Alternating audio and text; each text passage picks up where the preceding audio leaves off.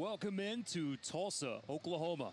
Here live from One Oak Field as we get set for tonight's match between the Tulsa Roughnecks FC and the OCSC. Tonight at 10 points and the Roughnecks at 9 points, coming off a very impressive win on Thursday.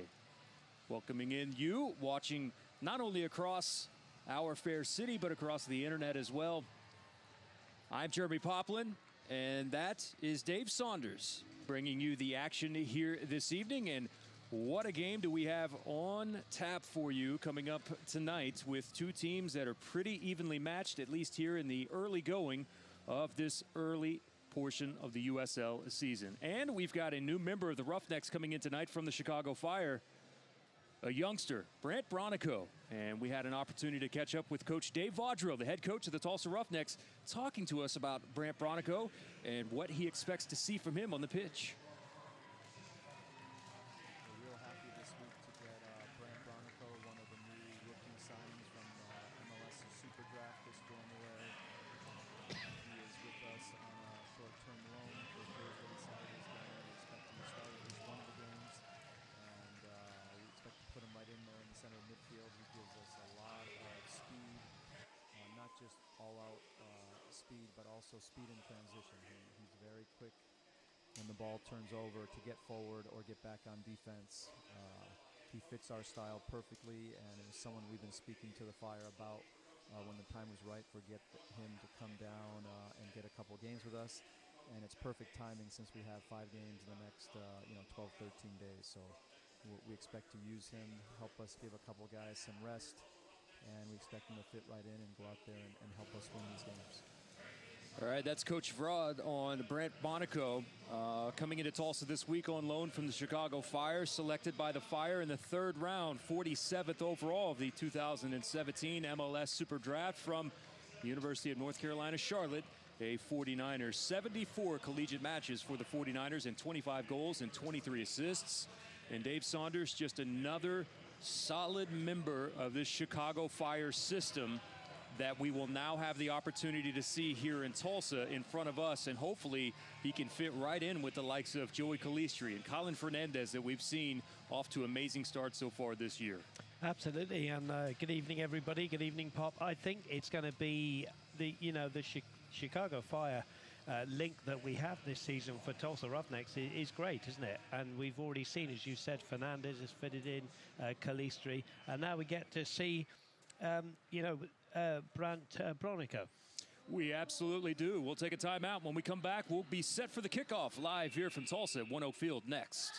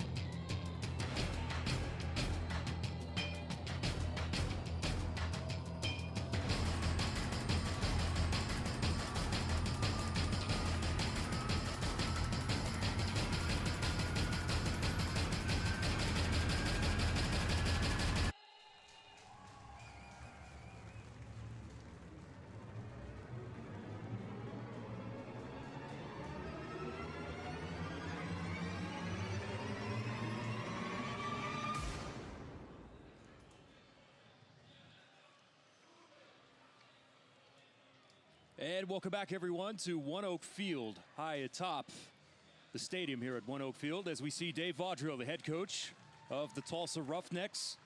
His side coming in with 9 points, 3-3 so far in the season, and a very important win on Thursday night, 3-1 over the Vancouver Whitecaps FC2 in his first year as the head coach here with the Tulsa Roughnecks, and an incredible job that he has done so far. There you see the captains and the officials tonight. They're in the center of the pitch as we get set to shake hands. Roughnecks are back in action for the second time in 3 days tonight here as Orange County comes to town. And we were told earlier in the week that of the number of Thursday, Saturday games that the Roughnecks have had in this third year of USL, one of the league leaders, by the way, in Thursday, Saturday games, they've never been able to sweep the doubleheader at home for 6 total points. And we talked about coming into this match tonight for Tulsa. First things first, you got to take care of Thursday night. The Open Cup looms as well next week for both of these squads. But they got the win Thursday night, and now all their concentration here tonight. And how nice would it be, Dave Saunders, to see Tulsa come away with 6 points here and kind of start to separate themselves a little bit from the middle of the pack. Yeah, big night, Pop, big night. As you say, Thursday was great, but that's now gone. Can they follow it up? I was looking at the schedule and the results so far, and it's literally been loss, win, loss, win, loss, win. So, we need to put 2 wins together. That would be great. It is early on in the season, but it just gets you up and running. Be interesting tonight, Pop. Couple of changes, which you'll take us through in a minute. One of them is Calistri going to the bench. We understand he's being rested tonight. And one for the Orange County Blues, Richard Chaplow, the Englishman, is the captain, and I believe this is the first time that he's not been in the whole squad, and he's certainly not in the starting 11. So it'll be interesting with those 2 key players, one for each, to see how the game settles in. There's one of the gentlemen that will be starting this evening is Brady Ballou, wearing number 23 this season, in the place there for Joey Calistri tonight, who, as you mentioned, is getting some rest. You brought up Chaplow, and of course Roughneck fans remember him well. He had that equalizer in the 48th minute that began to shift momentum last year for the 2-1 victory for Orange County here at One Oak, and it was his first goal for the club. There's Logan Paz, who spent his entire professional playing career with the Chicago Fire. And after being drafted out of Carolina, went on to make 286 appearances for the Chicago Fire. And he helped them to 2 Lamar U.S. Open Cup titles in 03 and 06, as well as the Supporter Shield in 2003. And when they talked about looking for a new head coach for this new version of Orange County, Logan Paz was the man that was definitely on the minds of everyone. And he has brought some youth and energy into this Orange County SC side, almost along the same lines of Dave Vaudreuil for what he's meant here for the Tulsa Roughnecks here in the early going. We are underway. I'd like to welcome everyone in tonight's broadcast, originating from the Bank of Oklahoma broadcast booth. Bank of Oklahoma is proud to support the Tulsa Roughnecks in their 3rd year of bringing professional soccer back to the city of Tulsa. It is a beautiful night here in downtown Tulsa. You can see the shadows there looming. And quickly off the opening, there's a shot and a goal in the opening moments, but the assistance flag is up on the far side. And some complaints here from the early going, and a bit shaky there from the Roughnecks side, but turned away as Orange County after the assistance flag goes up, and you automatically saw there Alvarez protesting the call, but a brilliant pass slotted in there behind that found the runner Fernandez. And he put it past Serta, but take it off the board. That is a very close call indeed. It's one of those where the defenders, I saw Ugarte there, just thumbs up to the AR, well done, you've got that one right. And of course the attackers who've scored, they're absolutely, apoplectic because they think that, the lad was onside. Very close call. Be interesting to see that one again, maybe at half time. But Roughnecks have got away with it, and I think Serta there said, come on, clapped his hands together. Come on, guys, you've got to go off to a good start. You can't give anything away. There you saw there's some of the numbers for Orange County, not only last season, but this season so far, off to the good start. 10 points so far here in the early going. Coming off of their home opener. Opened its new venue at the Orange County Great Park with a 4-0 win against Los Dos. Very impressive last week from OCSC.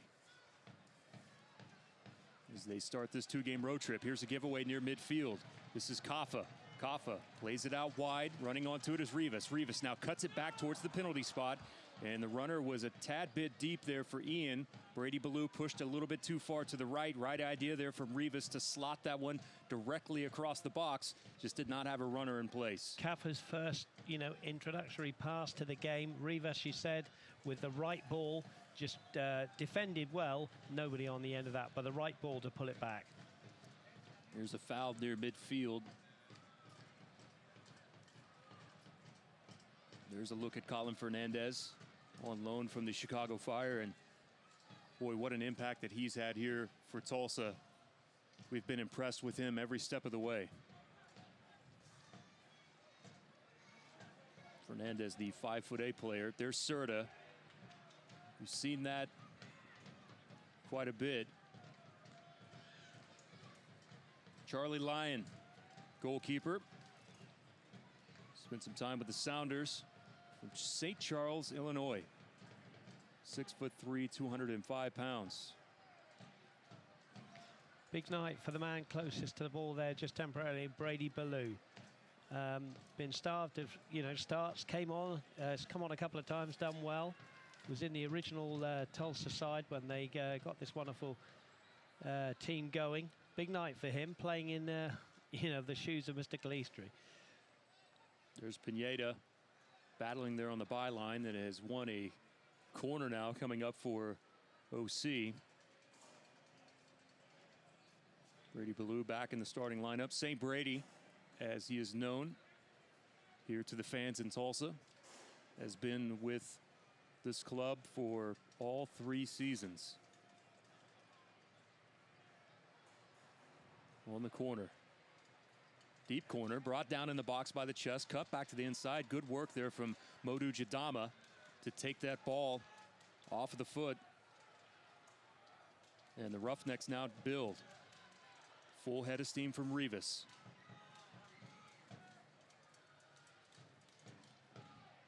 Orange County does well to win back. And quickly you can see the transition game.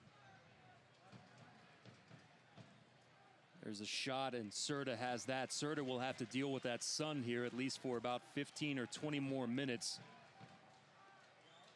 before it takes a dip down over the stands here at One Oak. Beautiful night again. Perfect night for game of soccer. Lots of people out on the lawns. Didn't quite have them on Thursday because of the rain that was around, but this is no excuses tonight. Wonderful night. And can the Roughnecks get it, make it 2 wins out of 2? There's a bump there, Van Eyvik. And it's gone the way of the Roughnecks. That's Kosuke comes over and tries to help Jerry up. He's got 3 goals this season. Has been very impressive as the man from the Netherlands.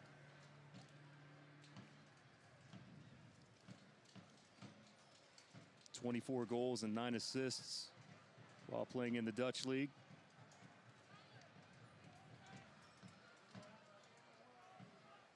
Here's the first touch for Villalobos, a friendly face coming back to One Oak.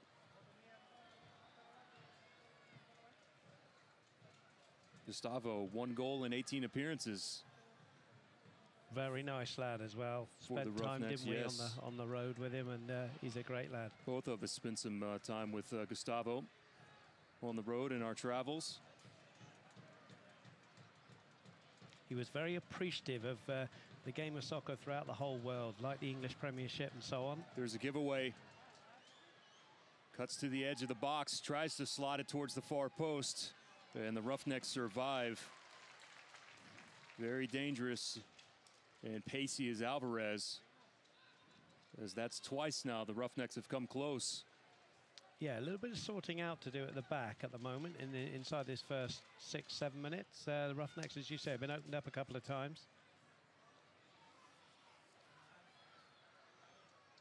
And it's difficult, isn't it, in that position where Brady Ballou's playing? You know, do you stick or twist, as I would say? You know, are you there for the attacking purposes? Are you playing as a wing back?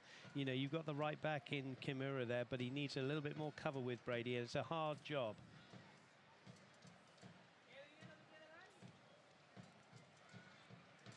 There's Rivas tangled up. Ubias.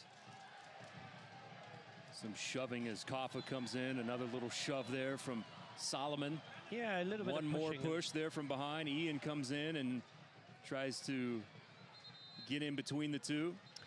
I think we'll probably sit on the replay. A referee will just calm everything down. But I think what happened was that Rivas was definitely fouled. So it's definitely a Tulsa free kick. And I think as he was getting up, I think his leg caught the lad's leg that was on the floor. I think that's how it all started. Everybody thought it was deliberate. And I think the referee will take the sting out of this one. Here it is. There's the foul. Now, if you watch Rivas here, they fall on top of each other. And then I think Rivas here, look, they thought he left his leg in. Yeah. I don't think he did. But everybody thinks they're right and pushing and shoving. And now you'll see right there, Alvarez got the last little shove, and then Kaffa's completely out of the picture at that point. That is a veteran right there. Get your word in, maybe get a little shove in, and then eject yourself immediately. I like not only the move there from Kaffa, but I also like the Roughnecks teammates standing up for each other there. You're not going to shove or give any type of grief to one of my teammates. And I love the way you call him a veteran at 32. But he is the veteran of the team. We said it on Thursday. He's an elder statesman in this league. Yeah. Here's Kaffa. This is where he's dangerous. Ball driven in. Brady waited on that one a second, and then Ivic came in to take that one away. Here's Sorto. Driven ball looking down the line.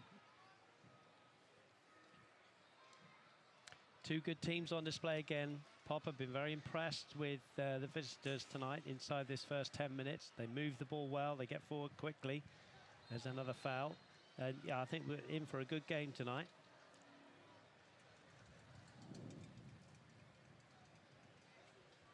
See the jawing there back and forth with Kosuke.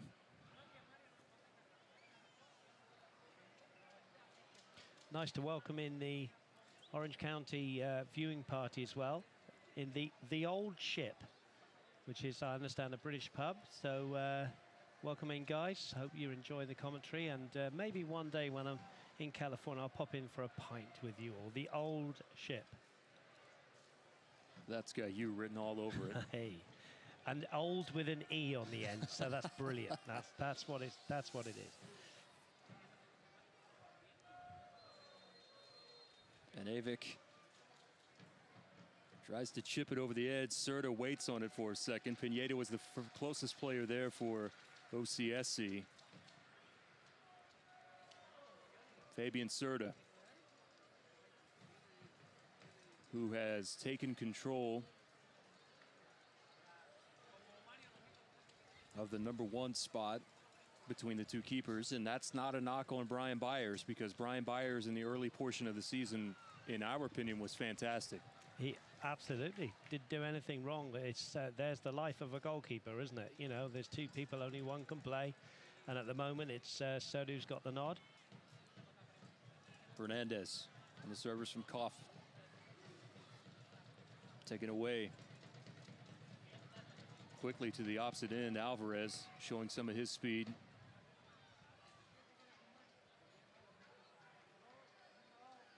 He was paced there, though, by the newcomer, Brant Bronico. Just got into town this week and gets the immediate start. Yeah, Bronico's in there with Colin Fernandez. Those two know each other well, weren't they, from the Chicago Fire? There's a nice ball there, Kaffa. Kaffa tackled off of the ball. Oscar Sorto. Well, that's a full-blooded challenge, and that one is. And another full one. Nobody's shirking out of this tonight, are they? Referee allowing both teams to continue this physical play here in the early going. Quite unusual to see that, isn't it? You know, in today's game, you know, that's two full-blooded challenges. I think the pushing and shoving has got everybody going. Officials tonight are Charles Murphy, Shane Kennard, Matt Geringer, the assistants, and Spencer Scoppel is the fourth here this evening. Blue on the near side. Here wide, cuts towards the byline, unable to save that ball before it crosses over the line, and a goal kick now coming up for Orange County. There's Orange County, 68 fouls committed this season. That's tied for the third fewest in USL.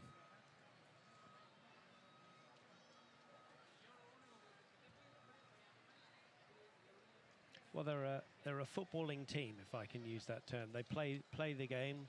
You know, obviously they want to win the ball. Sometimes you foul, you don't mean to, but you're trying to win the ball with the passion you play with. But they're certainly a good footballing team. They play it on the ground, just like the Roughnecks. And that's why I think we're in for a great game tonight. And that wasn't called a foul either. So I've been very impressed, Pop, with the number 6, Victor Pineda. He sits there in front of the back four and breaks everything up. Good player, in my opinion. Kaffa out wide. Finds George Corrales. Kaffa showing. Corrales now pulls back to the middle. Branico looking for Blue inside the box. This one will trickle out to Kosuke. Kosuke's ball towards the far post, comes off the woodwork, and then a driving blast from Kaffa.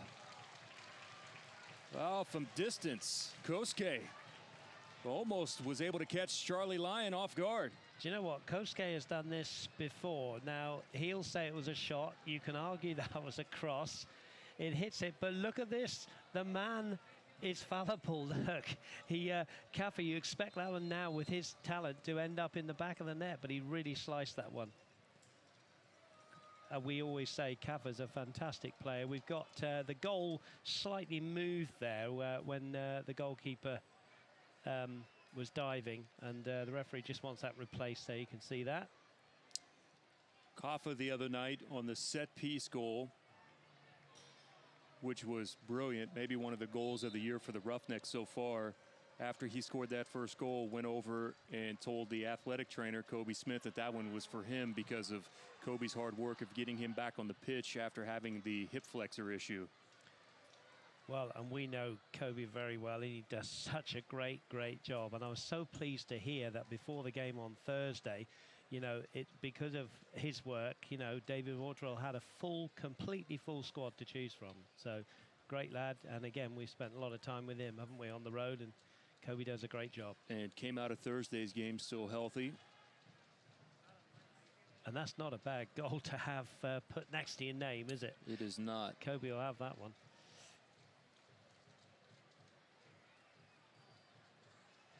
Sorto does his best. Looking centrally, this one gets over the top of Kosuke. Outside of the edge of the 18.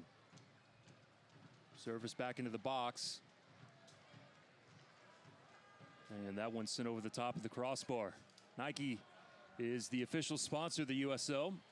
For more information, you can visit nikesoccer.com. So look at Shadama.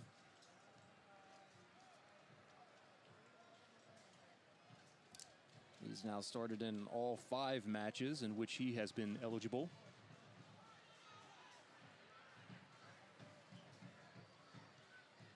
Brandt with a good ball, looking for Rivas. Settles, finds Baloo. Baloo had a fight there. Corrales towards the byline. Still on his foot, options here. And it comes off of the defender, and Corrales is upset with himself. But still a corner now coming up for the Roughnecks. Wonderful run from Corrales coming up from left back. The reason why he's annoyed, he didn't pull the ball back enough. You know, he just hit it straight at the keeper. It may have come off the keeper, or, well, it obviously came off a defender or the keeper here, look. But if he just pulled it back to the 6-yard line, and there he is, he's so annoyed with himself. But well done, he got the run in, and he got in the right place. And Bronico was making a run towards the far post as well. That one sits in the box for a brief moment. And here comes Orange County. Taken away, though, in the back. Ugarte.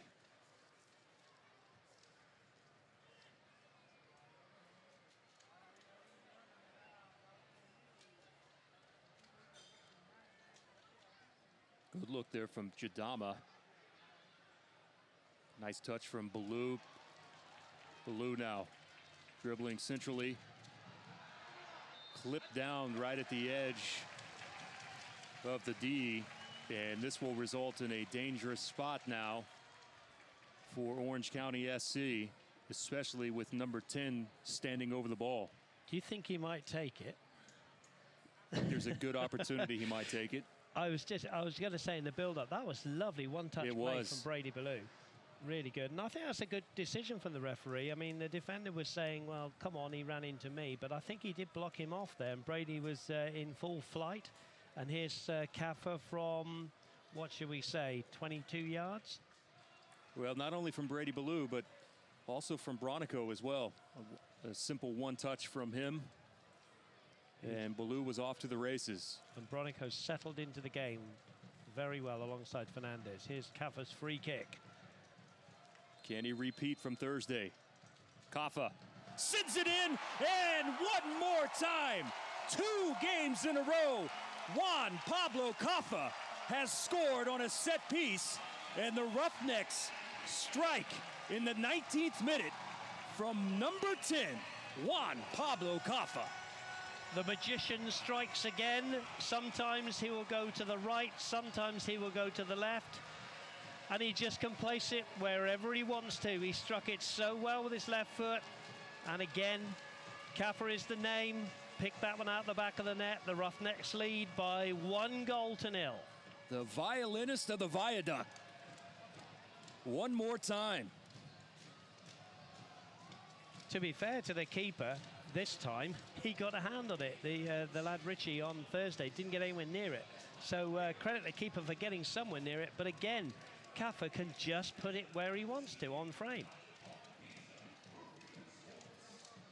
So the Roughnecks with another early lead.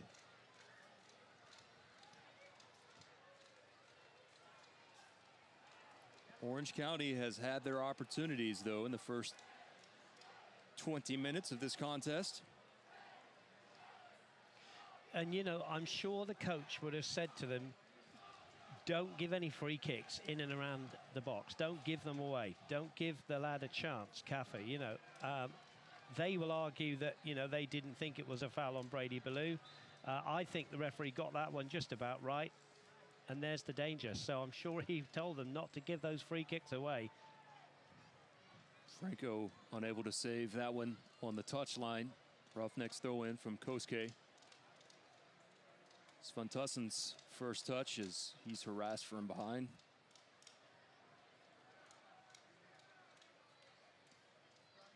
Pineda has Franco. Of course, the other thing, Pop, as we know in the game of soccer, you can mark someone in free play like Kaffa. You know, you can put someone on him, mark him out of the game. Very difficult job to do, of course. But when it comes to a dead ball kick, you know, it's it's Kaffa against the keeper, isn't it? Basically, if he gets it over the wall. So, you know, from those kind of opportunities, Kaffa is becoming so dangerous. And it takes a lot of skill and a lot of practice as well. I'm sure if we asked him, we haven't been able to yet, have we? But I'm sure if we asked him, he'd say, oh yeah, I practice them all the time, because you have to practice them. Spent some time in Ecuador. It's the last place that Kaffa played.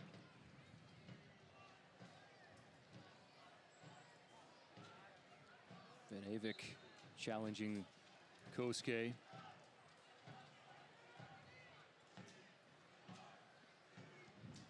Ugarte driven ball to Ian. Nice header there from Ian and a layback from Rivas. Svantussen scores! What a beautiful combination. And let the celebration begin. It was a wonderful, wonderful layoff again. And Seven Tussin, who scored a couple of goals on Thursday night from close in, struck this one from over 20 yards out. Keeper again got a hand to it, but what a beautiful, beautiful driven shot from Seven Tussin. His third of the season, and he is on fire. Here's the free kick that comes in.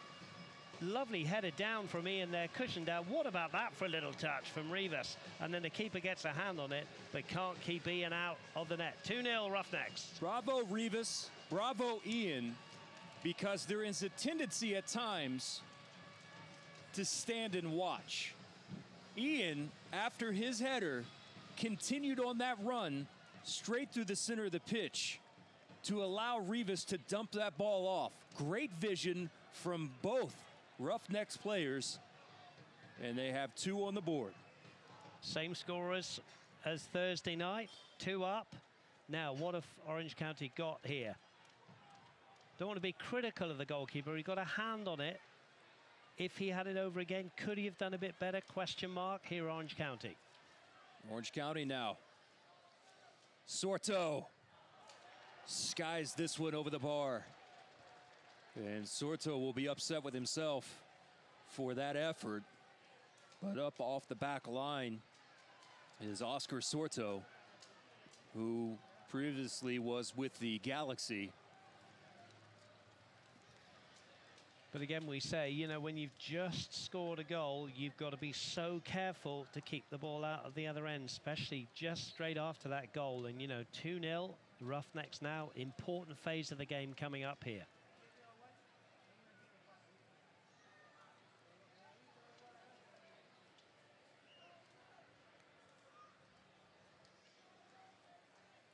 Kaffa unable on the far side to keep this one in play. By the way, the weather forecast for tonight's match is provided by the News on 6 meteorologist Travis Meyer. Weather for kickoff, a great 71 degrees. Just right, isn't it? Perfect. Just right. Shadows looming larger here on the pitch. Sun starting to make its way down.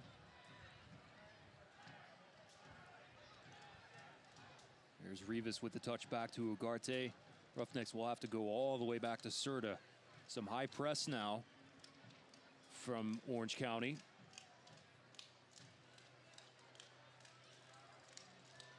Serta's long ball off of the deflection. Kaffa. Corrales. Not sure how Corrales was able to fit that ball in between, but he did. And then Brady Ballou comes over to apply some pressure, and a throw-in now coming up. Great to see George Corrales getting down that left-hand side. It's a couple of times he's got in around the back of the Orange County defence, trying to get those crosses in. Good to see your left back doing that. Combination of Kaffa and Svantasson, 5 goals in the last 2 games.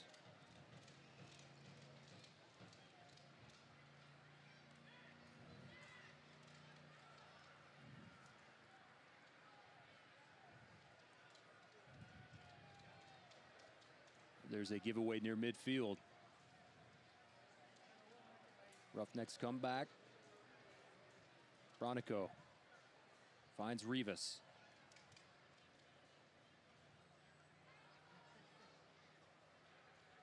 Well, we give Rivas credit here early. He's been very active. Now you can, all the way over on the near touchline, he's been moving in and out throughout the entire midfield. Tell that he feels it tonight. Very difficult to pick up, isn't it, when you've got a midfield player doing that? And like you say, he's now on the right. Brady Ballou's gone on the left of Ian Seven Tussin, with Kaffa just tucked in behind. Benevic. Fernandez fighting back and gets a piece of Benevic. And then some extracurricular as Ugarte was tangled up. Yeah, could do with Mr. Ugarte staying out of that one. Only one more card for Francisco, and there's his warning.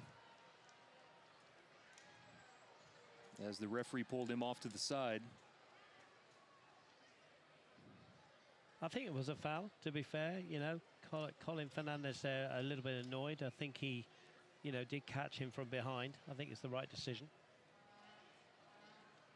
And the referee taking a little bit of time here just to talk to Colin Fernandez. That's Charles Murphy, the official for tonight.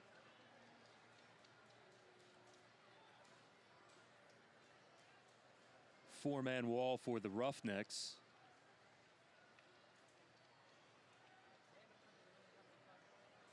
See if Kosuke sneaks there on the edge. Yes. Serta is also dealing with the sun. Keep that in mind. It's Pineda.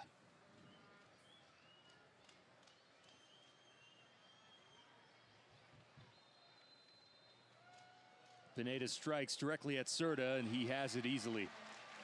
Serta just had one slide step to his right. Little curling ball in. And the native from Bolingbrook, Illinois, hit it directly at the keeper. Leads the team as far as passing accuracy is concerned. Does Victor. He into the opposite end. Keeps this one in play. Tough battle there with Navarro. Navarro last year with the Jacksonville Armada. Spent most of his career in the NASL.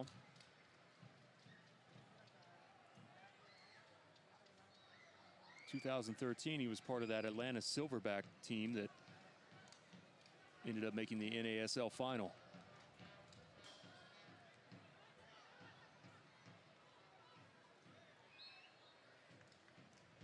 That's been an interesting little battle between Kosuke and Van Avik. Yeah, it has, hasn't it? Kosuke's just picking himself up there. Kosuke's played every minute so far this season for Tulsa, the elder statesman.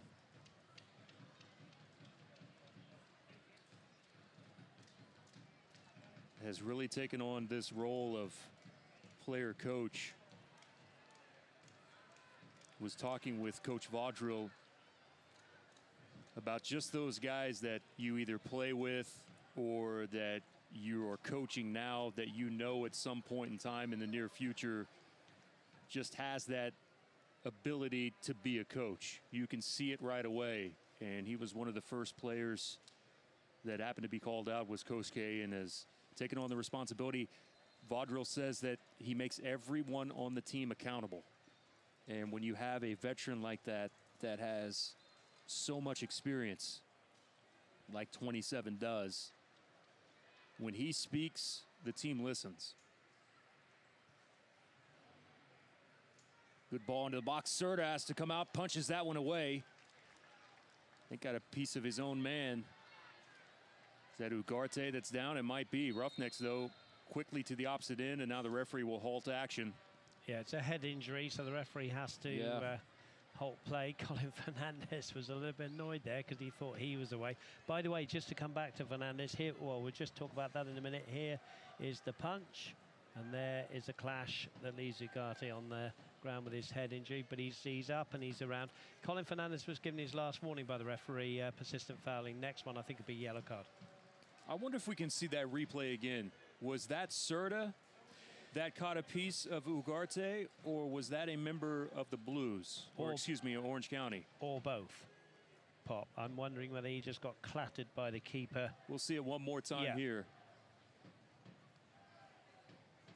I think it might have been a combination of both. Now, you saw there Navarro's forearm was kind of up in the area, but that might have been Serta's hip that was coming through as he was trying to punch that one away out of the box. Yeah, I think it was a little bit of both. And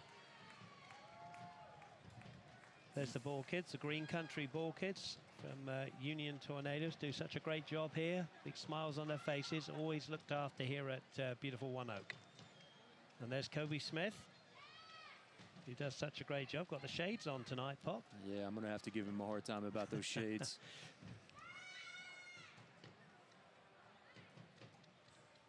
I think he might have picked those up at the dollar store. I think they're mine, actually. Back to action as they continue to check out Ugarte. So the Roughnecks will play with a man down here. Yeah, Kobe's still checking him out there because you've got to be so careful these days with the head injuries. But it's proper. Yeah, It's proper, yes, and you have to go through the protocol. Yeah. And this sport still, in my opinion, has a long way to go as far as head injuries. And I think in certain areas of the world, they are far better off. But we've all seen different leagues from throughout the world that still treat head injuries with just such a lack of care. And it's baffling. And I want to see what's best for the sport. There's a ball that's directly at Serta, bobbles it for a moment, directly back up to him as he covers it up at the 6. And Serta, again, with the sun in his eyes, did well with that hard-driven ball. Certainly did. Like you say, battling against the sun. That one's out from Kafa, but he just spilt it, but it was hitting him pretty hard. But he got the second bite of the cherry, and no problem at all.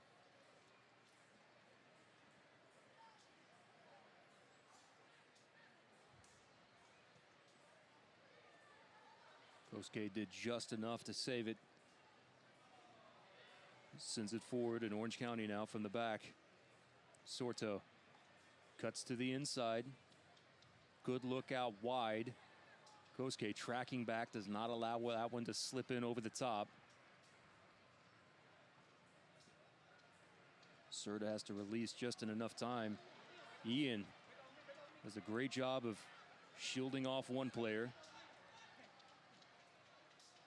Fighting here, and that one may have been off of Rivas. They're going to say in favor of Tulsa. Maybe got away with one there. Fans, you can stay up to date on the latest USL news and information from around the league. Tune into USL Coast to Coast with Mike Watts Mondays at 9 p.m. Eastern on Sirius XM FC Channel 85. Also, don't forget, Sirius XM FC will air the USL Game of the Week. Please check USLsoccer.com for dates and times.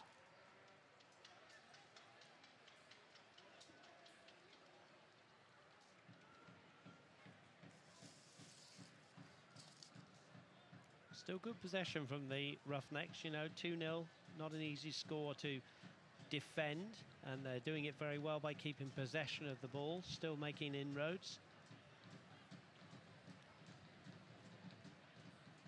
I was just looking at Ian Seventasson. He's 6'6". I think I did him a disservice. I think I called him 6'4" on Thursday night. He's 6'6", and he's such a difficult player to play against because he's got those long legs, and his legs seem to come from nowhere, and get a tackle in, or he's got his, his elbows in there, legally I'm talking about. And then, of course, we know Poppy can score headed goals, and we know from tonight he can strike the ball pretty well. He's a good all-round player, and he's settled into this team really, really well. I think the thing that will surprise you about Ian, and we've said this a number of times, is a lot of times someone with that size you will look at and say maybe doesn't necessarily have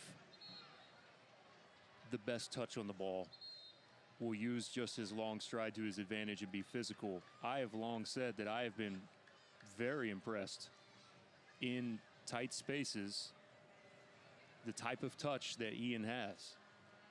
And I think that's something that he's continuing to develop, and it's still an incredibly young man.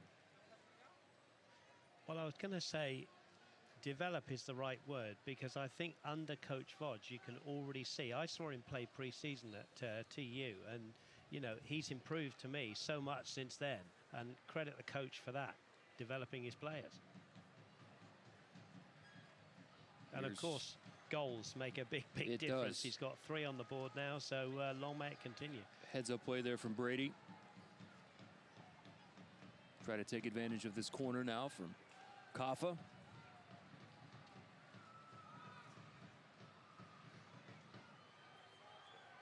Soccer fans, Nike is the official sponsor of the USL. For more information, visit NikeSoccer.com. Ugarte on the run. Back out to Kafa. Kafa now one more time. Jadama. Just a bit much for Modu. But a great run from the back for number 4. Another great athletic player. Here he is, Jadama, up from the back, Kaffers ball in, and he just can't get over the top of it. A couple of yards over. Good player, and can play obviously in midfield, but tonight he's centre back.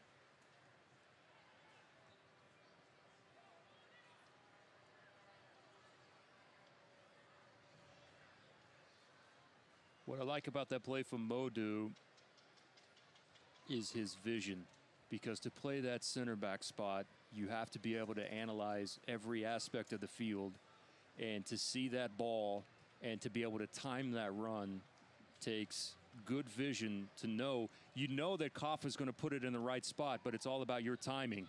And Jadama almost timed that one perfectly. Nearly did, didn't it? Just a little bit underneath him, wasn't it? Franco. Good defending there from Tulsa. Not out of danger yet. And now finally comes away with Ugarte. But a giveaway in the middle third. Pineda. Born and raised in Santa Ana. Ever present on the youth scene in Orange County with the Fullerton Rangers. He became the first American invited to train in the Nike Academy in England and was signed to the LA Galaxy Academy.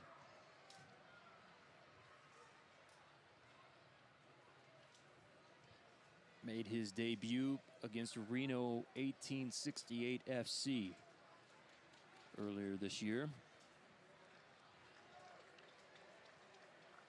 Roughnecks leading 2-0 in the 39th minute.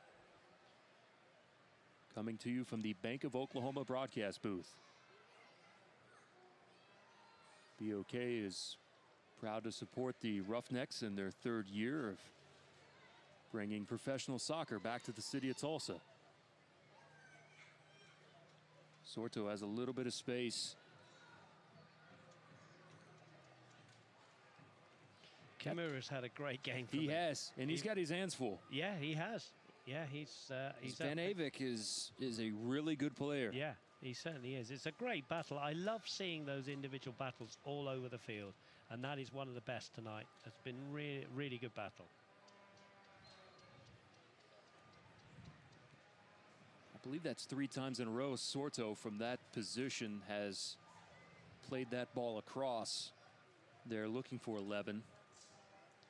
I'm sure that's been noted by the coach, and he'll have one of those chats at half-time. That's a little bit over, but I think Tulsa have improved within this game defensively. You know, the first few minutes, it all looked a little bit open, and I think they've structured it a little bit better now, and they've forced Orange County to hit shots from outside the box, which is always a good sign if you're the defending team.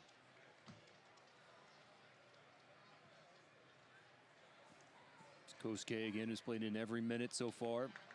Rivas had that one just skip over the top of his head. Rivas, who has an assist here this evening on the goal from Svantusson.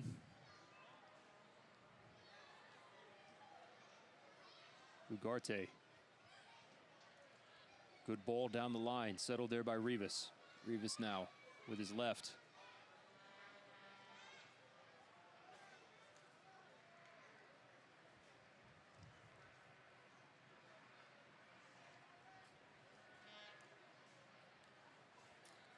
Kosuke, 117 appearances in his 6th season in Colorado.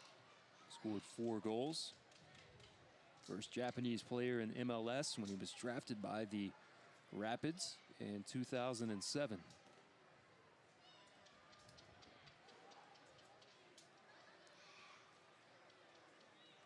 Spent last season in the NASL with Rayo OKC. And it's great to have him here, isn't it? As you said, in the coaching role as well. So he's a busy man, and he's done really, really well.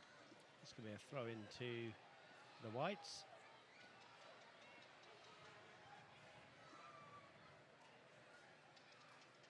Sorto looking for some movement. Referee wants to push Oscar back.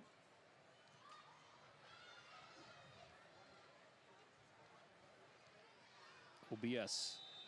Seven Tussin is going to get a yellow card there. He was just slightly late, but he's left the lad on the floor. I think, is it OBO? I'm trying to see who that is. Yes, it is. Yes. Ian was slightly late. Kafa's trying to plead the case there with the referee, but I think the referee's saying, no, that was late. It's one of those striker challenges. Here it is.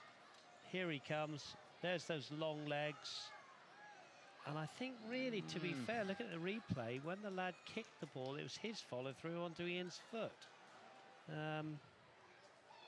Anyway, he's okay. Yellow card for Seven Tussin. He's having quite a week.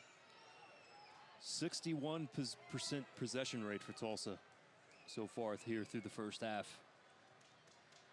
One more look on the replay. There he goes. He kicks it. And that's a tough one for me. Yeah, Ian comes in, you know, didn't really challenge.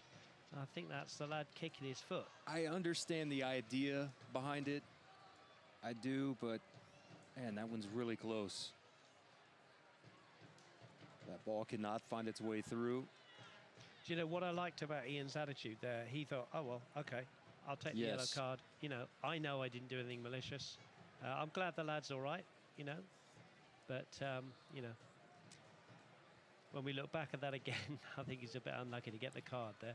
Passing accuracy, 80% for Tulsa, 67% for Orange County. And in the opponent's half, Tulsa has a 64% completion percentage compared to 56 for Orange County. Nice ball in over the top and a good run from Franco, but that was Fernandez helping back there defensively for Tulsa. He covers a lot of ground, Fernandez, doesn't he? That's a good central midfield player will help out on the wings as well as down the middle. We'll have 1 minute of stoppage time added here with this USL game. USL is one of the most prominent second division professional leagues in the world, featuring some of the game's top talent and rising stars. You can stay up to date with all the latest league news and information by visiting uslsoccer.com and follow them on Twitter at USL.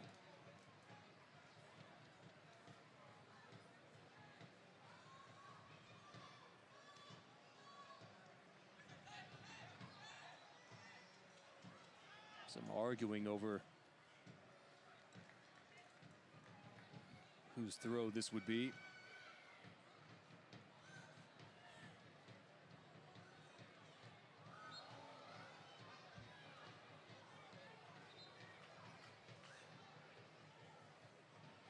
Ian Seven Tussin couldn't believe he was pulled up for that one. I think, again, it was just an aerial challenge.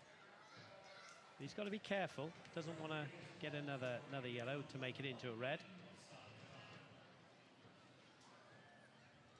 Looking forward for Alvarez.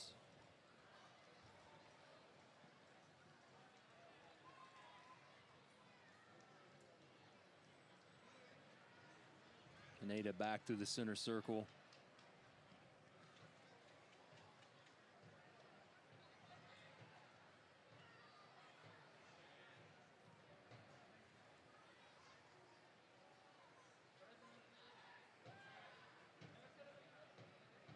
Driven ball there from the back line, cannot make it through. One of the players that we need to continue to highlight, because I know you've been impressed with him as much as I have, has been George Corrales. And the Roughnecks, while he was serving his game suspension, there's a poor clearance. Franco now. There's too much space up top.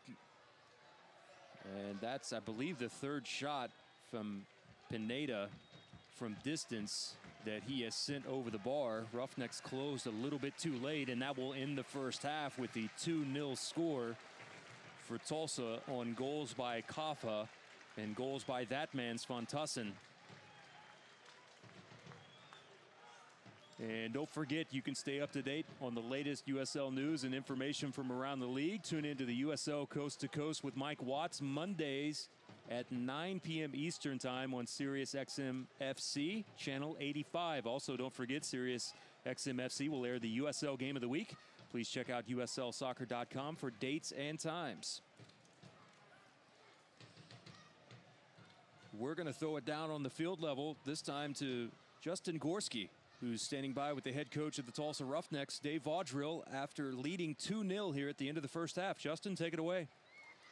All right, Coach, that was a good first half with 2 goals there, and they both came from set pieces. Is that something you guys have been working on this week? No, we've just been talking about it. If it's a direct kick, then it's Juan's on his shoulders. But everything else, we've been talking about, we haven't been getting enough. We've had a lot of chances and a lot of balls, and we weren't being aggressive enough, and we weren't covering all the zones. We'd get 2 or 3 guys go to the near post and nobody to the back post. We're like, we have to cover all the zones. Got to be more aggressive. You got to go score goals. We should be scoring more goals on these. So I'm glad we got rewarded after just a little bit of a slow start. The first 10, 12 minutes took us a while to get our legs back, and then I thought we started playing really well. Now, Coach, I know that was a physical first half. Is that something you're going to address with the team at halftime here to stay calm, or are you going to address that at all? Yeah, always. We want to no cards, don't foul, move your feet and defend if at all possible. If you got to foul and because you're running and you're moving and you're trying to get into position, that's one thing, but don't go to ground and don't pull shirts and don't take soft fouls and soft yellow cards. Perfect. Thanks so much, Coach. Let's send it back upstairs to you guys.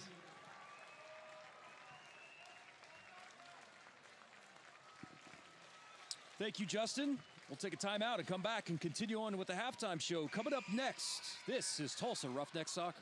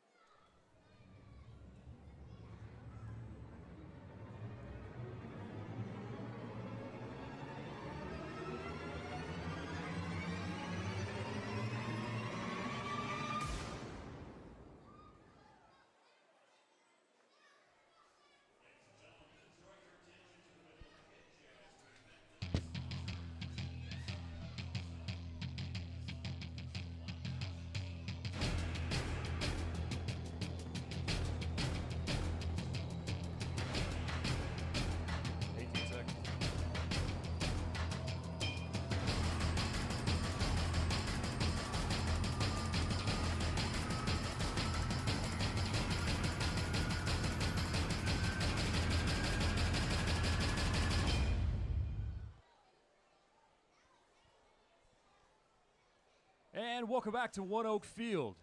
Jeremy Poplin and Dave Saunders with you, with the Tulsa Roughnecks leading 2-0 at halftime over the Orange County SC. And Dave Saunders, what a first half that it's been. You heard Dave Vaudreuil say maybe a little bit disappointed with the slow start to tonight's match. First 18, 19, 20 minutes or so, it looked like that it was pretty much all OC, but then Tulsa is able to get that early goal, and from that moment forward, they've been able to handle most of the possession.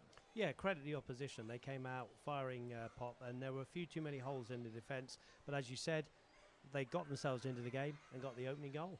They absolutely did. Let's take a look at some of the first half highlights that we have here from tonight's matchup on a Saturday evening, a beautiful Saturday evening, as the Roustabouts making their way in to the stadium here at One Oak.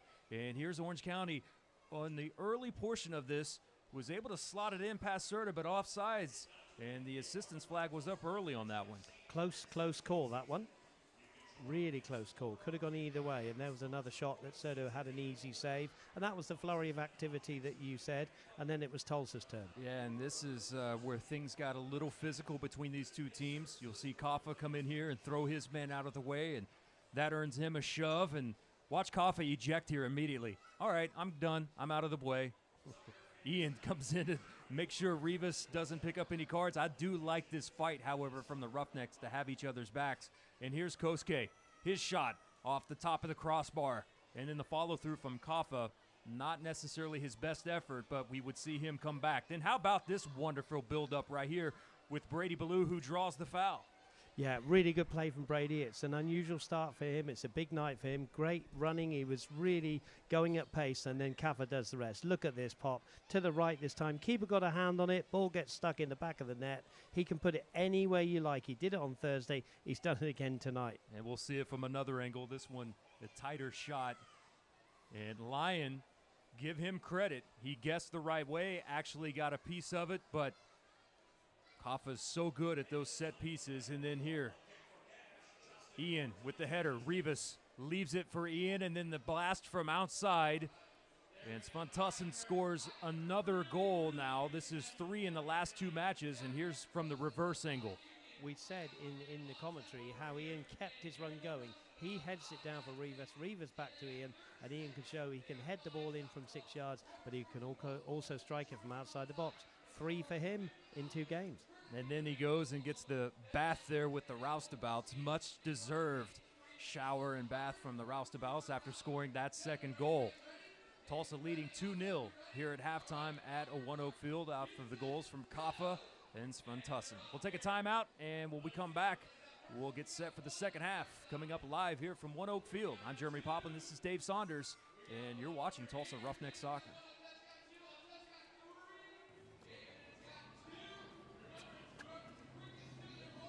Here is my handle and here is my spout. When I get all steamed up, then I shout. Tip me over and pour me out. Oh. It only takes a moment to make a moment. Cheers. Take time to be a dad today. Here's your check.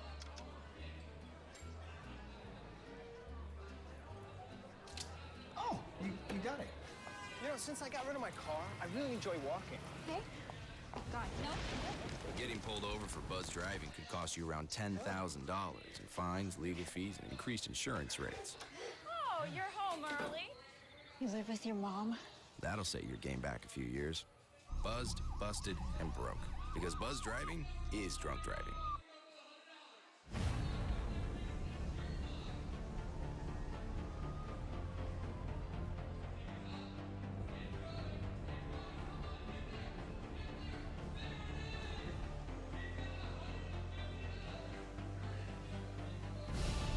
We've raised the stakes. Expectations are high. Our biggest season yet will break records with elite players and future stars. Innovative technology and new homes. We're growing the game in our communities and across the nation. Are you ready?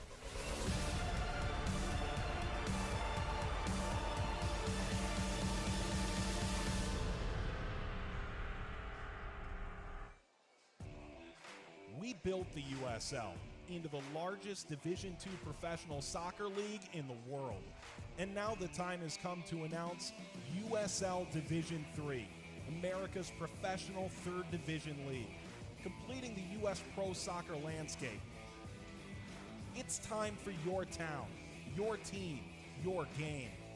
D3 will fuel local pride and local passion, creating a new legacy for the beautiful game and inspiring its tribal following across the country. This is professional soccer, built on a disciplined financial model and operational excellence, featuring exciting venues to thrill fans, in hungry new markets yearning for the game. USL Division III, professional, passionate, proven. Pro soccer starts here, coming in 2019. For more information, visit usld3.com.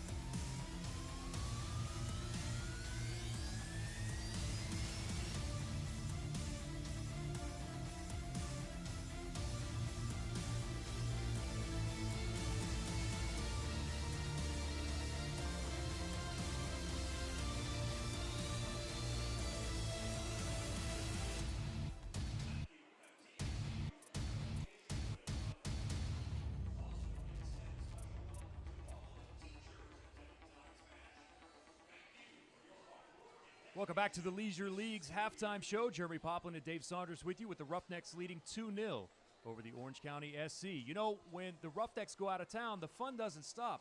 Watch parties from all across the city of Tulsa happen each and every single week. The Roughnecks go on the road, and check out some of these highlights from the fans having a great time.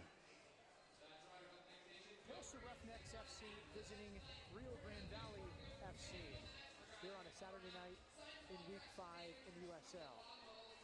Here we go, underway from HEB Park. With Ross Davenport, I'm Matt Peterson. Not cleared yet. Christian Lucatero on his preferred left. Lofted cross, flicked on from Escalante, and just past the far post from Eric Bird. Little 1-2 to Cuban with a good delivery. Now a chance in the box, and it's pushed away on Goitia. A second chance, huge block from Kai Green. So much time in the area for Ian Savuntason, and you see his frustration. Yeah, he's very upset with himself there. He had almost too much time. Comes to the ball, he almost had too much time there to think about what to do with this ball. That bobbled nastily for him. There's a great save by Goitia.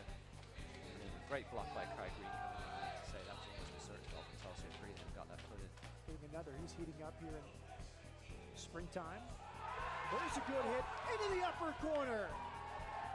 And Tulsa grabs the lead. It's Jaime Ayala, the Mexican.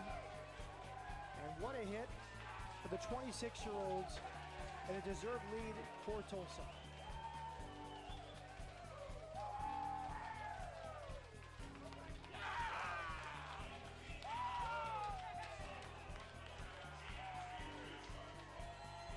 And there's the full-time whistle. Tulsa has done it once again. In the first month of the season, they have a pair of 1-0 wins against Rio Grande Valley FC.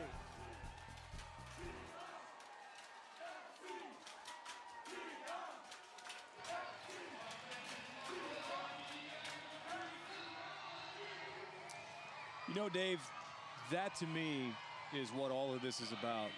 Seeing the fans go on the road, or when the team's on the road, going out, sharing maybe a pint with each other, maybe a Pepsi, maybe a water, but the camaraderie that this game brings to not only the players but to the fans as well warms my heart to see that and see the support. Might I make one suggestion? They bring a tarp with them to protect the pool table. If they're going to do a beer shower after one of the goals, we've got to make sure that we protect the pool tables, because that felt is expensive, sir.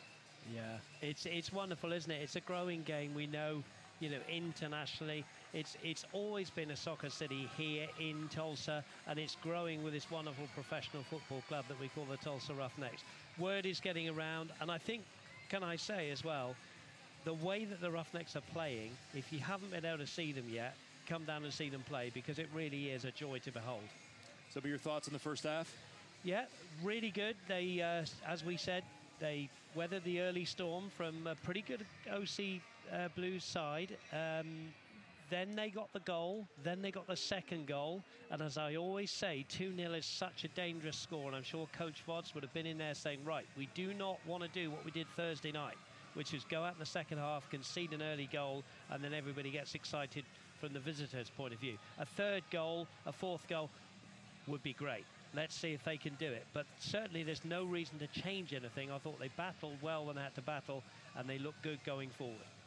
You know, that is something that plagued the 2016 version of the Roughnecks, is conceding an early goal in the second half on numerous occasions. They did have that last week, as you mentioned. Proud of the way that they were able to battle back after last week, and with the way that Orange County started this game, as we look at Brant Bronico in his first appearance coming down from Chicago for Tulsa. But with the way that Orange County started this game, Roughnecks can ill afford to have another 20-minute opening session here in the second half the way they did at the start of this game. Right, and let's not forget, but for, you know, inches, it could have been a goal and we could have been one down because of the offside flag, you know, ruling that one out. And when we saw it on the replay, it was a very, very close call. And you're right, we're up against good opposition tonight. They will come at the Roughnecks. They have to get anything out of this game. So it's up to the likes of Ugarte and Jadema. And can I just say, out of shot there, as I think we're going to, Pop will tell you about a substitution in a moment. Kimura there was just pointing to his head, saying to all the players, now come on, mental side, we've got to be strong, we've got to be strong. We cannot give anything away, especially early on in this second half. This is Bourgeois on for Ugarte. Of course, Bradley played his college soccer at the University of Tulsa. We briefly mentioned the Open Cup coming up on Wednesday for Tulsa, as they will take on the under-23s from the Oklahoma City Energy. And the PDL side, FC Golden State Force, defeated Outbreak FC 2-0. And that will be the next opponent for Orange County SC. And real quick, before we get going here in the second half, I want to throw a quick shout out to Alicia Rodriguez, who writes for Angels on Parade. Is one of the great young writers, young soccer writers that we have. And she does phenomenal work. Back under action. Coming to you from the Bank of Oklahoma broadcast booth. Jeremy Poplin and Dave Saunders with you. Proud to support the Tulsa Roughnecks in their second year of bringing professional soccer back to the city of Tulsa. I said second, I meant third.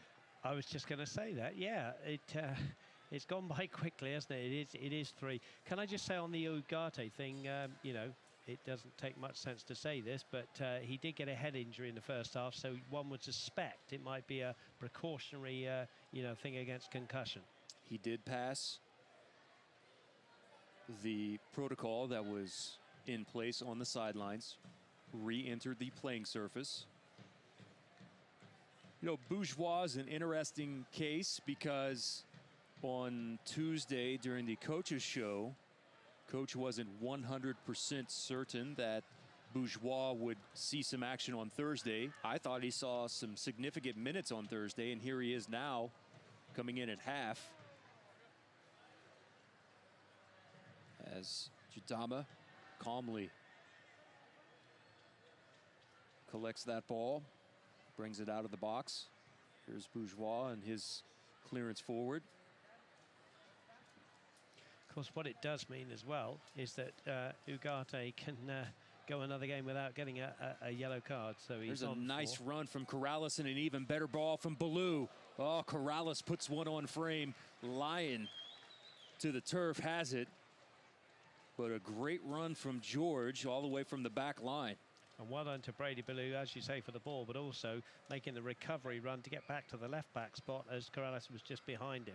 And I like Ballou on this left-hand side, Rivas on the right. That's when Orange County had their best sort of opportunities, when the lads were playing the other way around. So good coaching again, formation change, and Brady Ballou's done well in this game.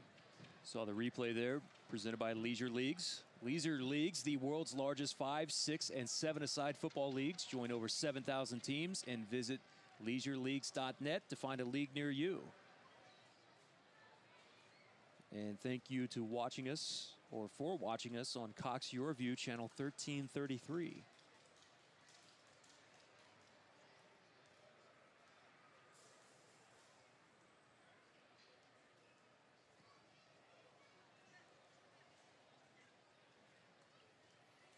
We've seen a lot of good soccer tonight. It's the way, in my opinion, the game should be played on the ground. Obviously, little chips forward like that are okay, up to your front men, but two good teams here tonight playing good soccer. Settled down with the chest there from Alvarez. Alvarez now in tight space. And an opportunity for Fernandez, who actually trained with the Roughnecks here in Tulsa earlier this season. That was a good move from the visitors there, and you can see the shot just wide. I must admit, when I first saw it come off his boot, I thought it was going to end up in the back of the net, but Soto was pleased to see it go wide and not under control. David Vaudreuil, in his calm, collective way, just telling the defenders, keep that back door shut. Brady Ballou wants the throw in here. Doesn't get it. You know who's had a quiet evening so far, and that's Gustavo. Yes, we haven't really mentioned him, have we? I haven't heard a lot from Villalobos so far this evening. There's a You're not difficult meant ball to- for... You're not meant to say things like that, are you? Because he's going to come and score a scorching goal now, isn't he? But no, he has been quiet tonight, and I think if you're an Orange County fan, you know, you'd want him to do more and be on the ball. Nice ball forward for Ballou, who's on sides. Brady Ballou. Charlie Lyon comes out to save the day. Still not out of danger yet. Ballou turns, plays one across the mouth of the goal, and the only person that's there is the defender who sends it out of the box. But Ballou 1v1 versus Lyon, and Lyon turns away Ballou. Well, we'll get another chance to see it in a moment, but Brady Ballou, I think he just overran it with a bad touch there. But it's a wonderful opportunity, well made by the Roughnecks. Yeah, it was a great ball forward from Bronico. We'll see the replay coming up in a second. Brady Ballou not really accustomed to being in those positions, of course, with respect to him, is he? But here comes the replay. And there he is. That's a wonderful ball in behind the defence, and that touch was just a little bit heavy. Credit the keeper, though. It's a good save.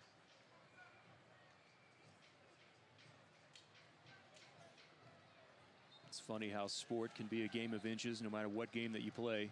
And that was a prime example off of the touch there from Brady with the right foot. And I used the same term as you've just used for that offside flag, because at 0-0, the visitors could have been one up.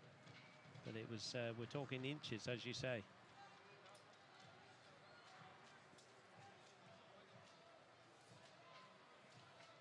Unlucky there for Ian.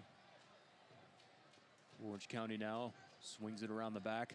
Step in there from George Corrales.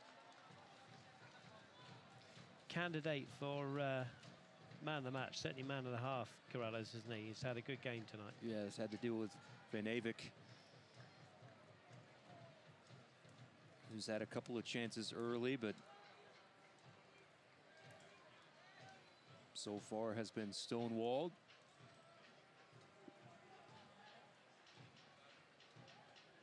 Muir's had quite the game himself. He's just one of these lads that just keeps going, isn't he, as well? He's running up and down the right-hand side there. And, you know, as we said, a veteran, you know, born in 1984, compared with some of the others. But I bet he prides himself on his conditioning, his fitness and conditioning. He has a extremely strict diet, does Kosuke.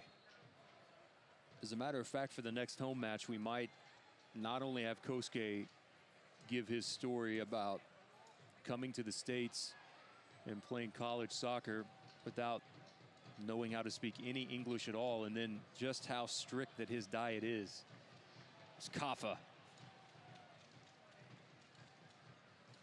Yeah, Kaffa there, snapshot, but well wide. There's Kimura. Yeah, we should talk to him about that. I mean, but that's great, isn't it? For anybody leading the way as he's a coach. There's Kaffa, not in free play, hasn't been on the ball as much as we want him to, but you know, hey, the Roughnecks are winning 2-0 thanks to him with a free kick. But you know, he's a quality player, as we always say when we're in this privileged position.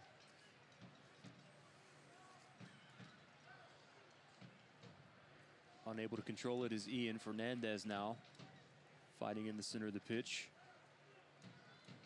Nice move to the inside, and stepping in front is Bronico.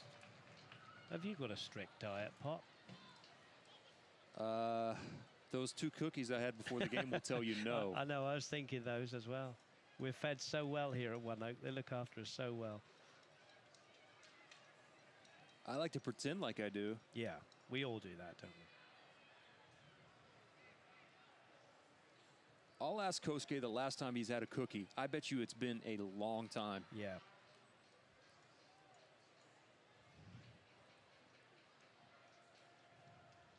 Working well with Fernandez.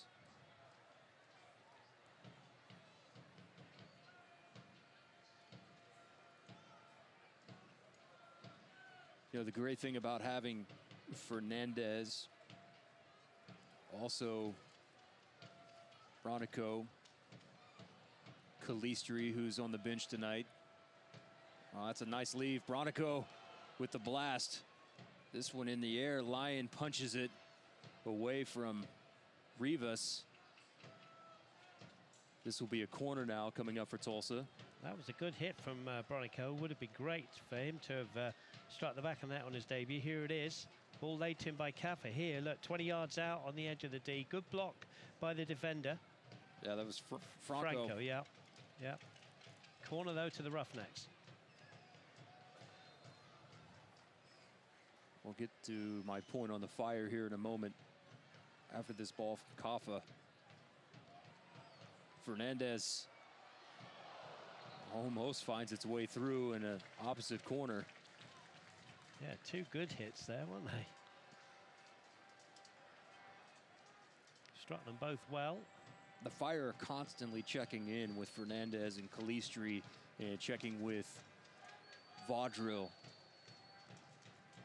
about the intricacies of their game and how far they've come along. This is not just a, hey, we're going to dump you here and not pay any attention to you whatsoever. That's the way it should be, isn't it? With a link like that. Here's Kaffa's corner. Jadama! Well, we talk about inches a couple of minutes ago. That's inches again, Jadama there. I think he thought he'd scored as I did. We're a long way away from it. But you see this. He met the Kaffa corner just absolutely superbly. Here it is from behind the goal. We'll see how close it is here. Look, he's 10 yards out, and he just goes past the left-hand post there. Really good effort from Jadama. And to the opposite end, here comes OCSC. Well done there by Rivas. Rivas continuing his run to the outside. Kaffa now finally recognizes it. Rewarded on the long run. Pulls this one back. Defender's got in a great position. Bourgeois.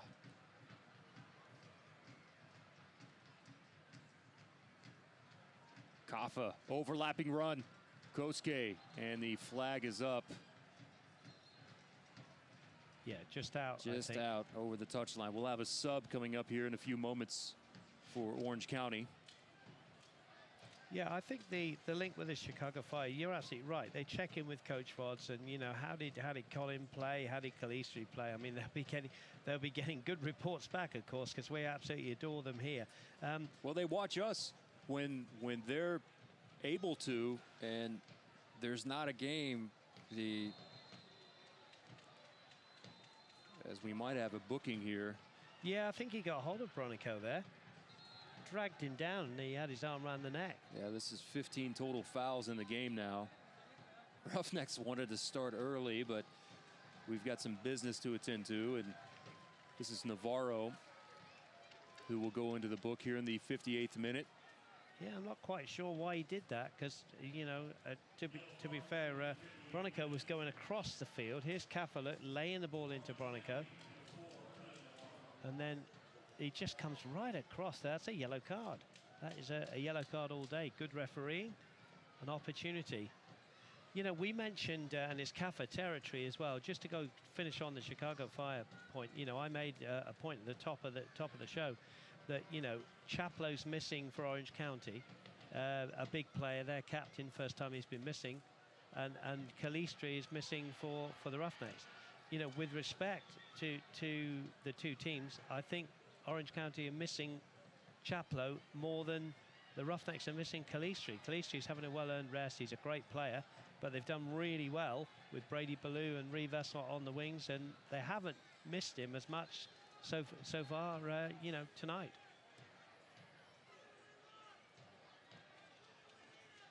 Kaffa has already slotted one home this evening. Similar territory to where he was on Thursday night, Pop. I would suggest maybe a couple more yards out, but it's doable.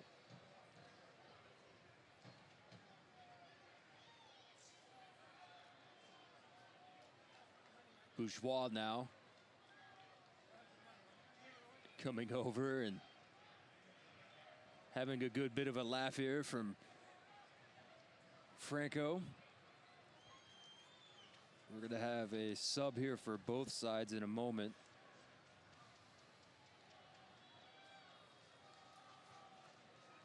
Kaffa. Lyon had the post covered up.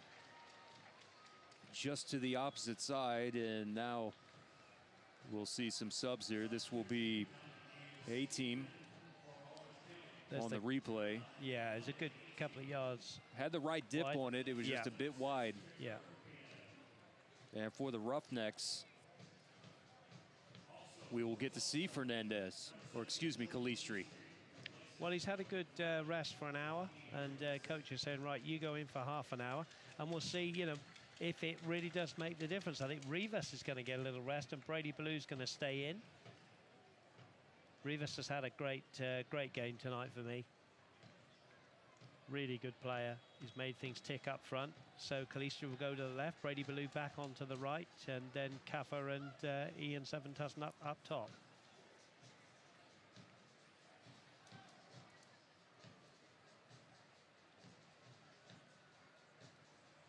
Monday A-team that just came on for Orange County is on loan from their MLS affiliate, LAFC.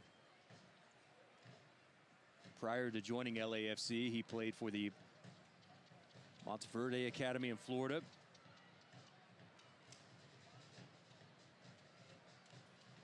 Played for the academy in Cameroon.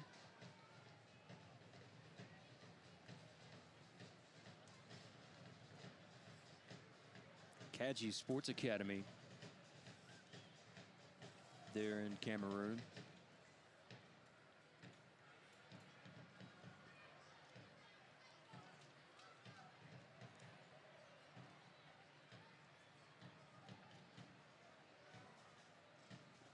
It was a bit mangled there in the middle for a brief moment, wasn't it? And now Serta unable to save that. Corner coming up. By the way, that academy in Cameroon also produced another very famous player, Samuel Eto'o.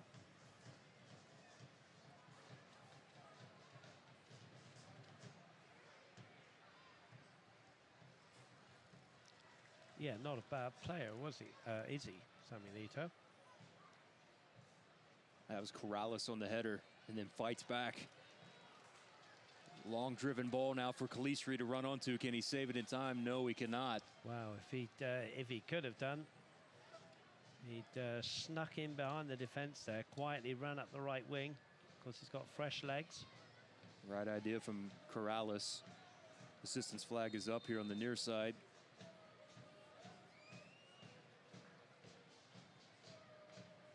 They've kept Van Ivek pretty quiet, haven't they, in the second half? And as we said, we'll say again, Gus Villalobos just can't get into the game tonight. We've hardly mentioned his name. He's hardly had a touch of the ball.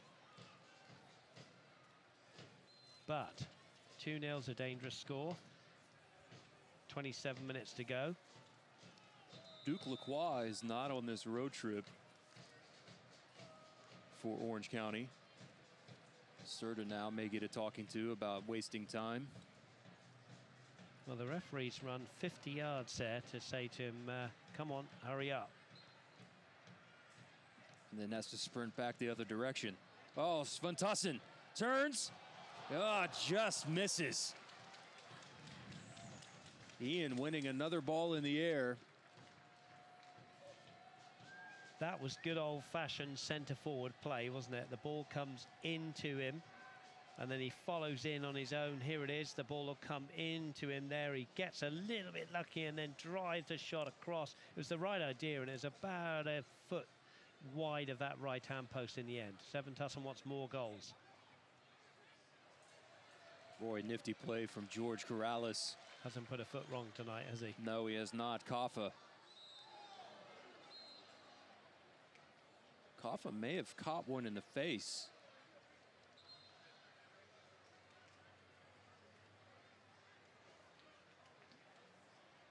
Well, we hope he's okay. Now he's holding his ankle. Yeah. There's a yellow card. A yellow that's been shown here to Sorto. Yeah, that's a high foot. Yeah, it wasn't his face. Okay, it was a high foot. Can't do that in the modern game.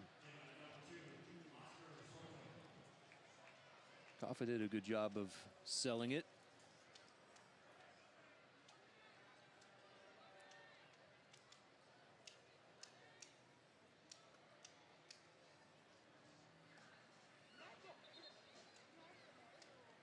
Sorto is eligible to represent El Salvador, too.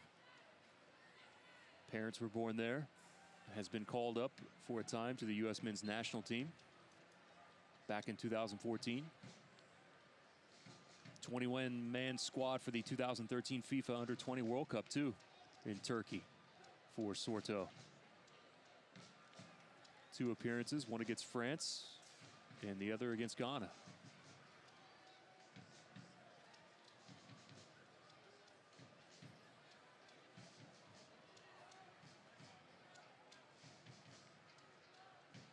'66th minute, Tulsa leading 2-0. The goal from Kaffa. And Svantussen.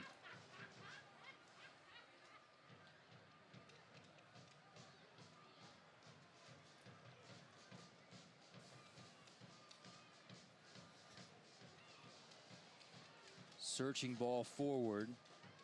Kosuke, as he slipped to the ground, as Serta.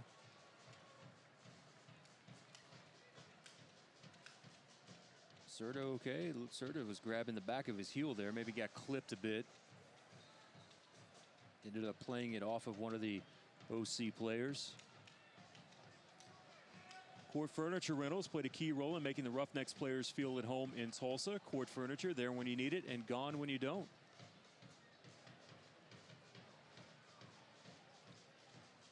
Lovely knife from One Oak Field.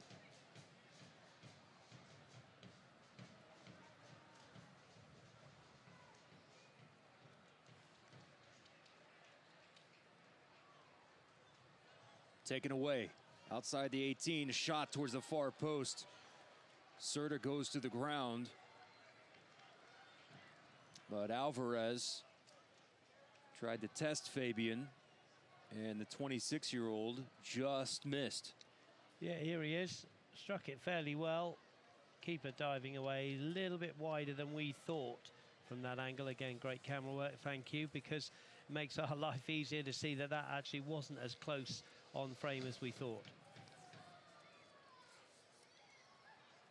But it would have caused a little bit of excitement in the old ship over their pints, wouldn't it, Pop?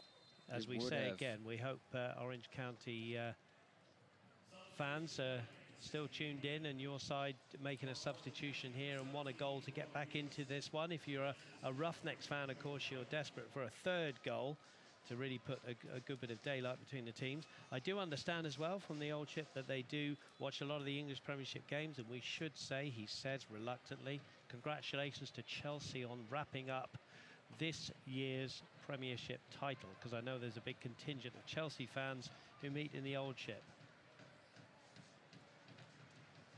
It's just hard for me to say congratulations to Chelsea. Well, what do you think it was like for me? But yes. No, they have been, I will say, the best team. They have, yeah, yes. They really have. Roy Miu spawned. Came on for Orange County.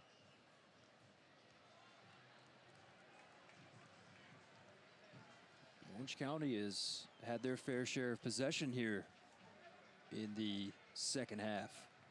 Yeah, and everybody back now in an orange shirt inside that 18-yard box. That was a feature of Thursday night's game. Don't want to give anything away if you're a Roughnecks player now. The corner. The assistant's going to point for one more. Roughnecks were arguing. And now the assistant will point to the goal kick. Yeah, the assistant has to agree with the referee. So if the assistant's not sure, I think he actually originally pointed the assistant, to be fair, to the corner.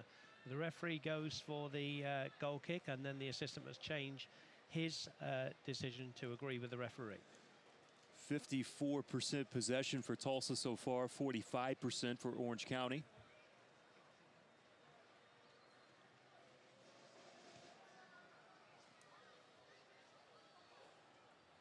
Long ball from Serta off of the header. Can Calistri get there in time? A little shove in the back. Another wonderful win by Ian Seven Tustin, who's got so much to his game, and of course, being 6'6", he gets those flick-ons. As a matter of fact, Orange County, according to Opta, has not won one aerial duel yet this evening.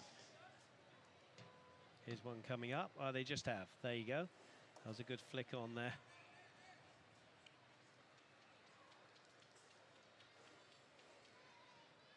You know, Calistri the other night, wanted to make sure that I gave him credit on Twitter, because the second goal, to me, was all Joey Calistri.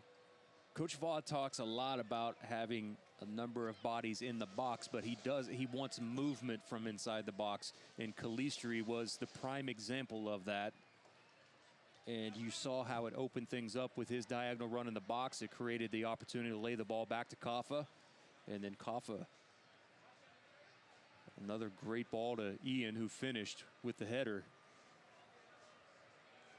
And there, a missed chance for A-team, who was subbed on a few moments ago. Serta watched that one trickle across the mouth of the goal. Yeah, here it is. Ball comes across. They're creating a few chances. Didn't hit it cleanly, but it certainly had Serta thinking for a moment, is that going to creep inside my right-hand post? Going back to Calistri, you're right. He's the fox in the box, isn't he? He's really, you know, he's lively even inside the box. You want movement from your front players, but also really difficult to mark them inside the box in that 6-yard box, and just creating the space for other players like Seven Tussin. Really good player, Calistri. Love having him here. USL is one of the most prominent second division professional leagues in the world, featuring some of the game's top talent and rising stars. You can stay up to date with all the latest league news and information by visiting uslsoccer.com and follow them on Twitter at USL. From the deep corner, there's a foul. Branico was surrounded by 3 white shirts there, desperate to get the ball back. He did everything right, and he wins the free kick. Kaffa will put this one in with his left foot. 12th foul on Orange County this evening.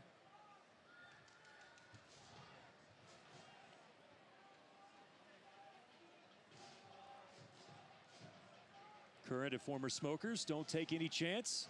Find out if you meet the criteria for a lung cancer screening at the Lung Cancer Center at Hillcrest. Call 918-579-LUNG. There from Kaffa. And just narrowly missed from Ian. But another great ball from number 10.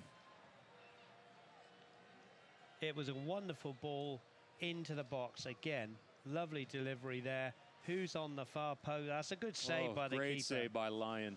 And then it was a snapshot from Ian Seven Tussin. I think, was it Bouchoir who was up there? Yes, he was. Man, to give credit to Charlie Lyon for the quick reflexes, just to bat that ball off the line with the right hand. Great save.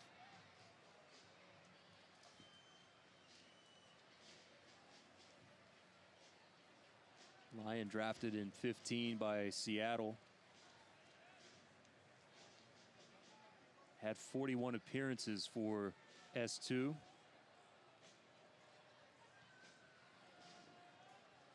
Established himself even early on at that point as one of the better keepers in the league,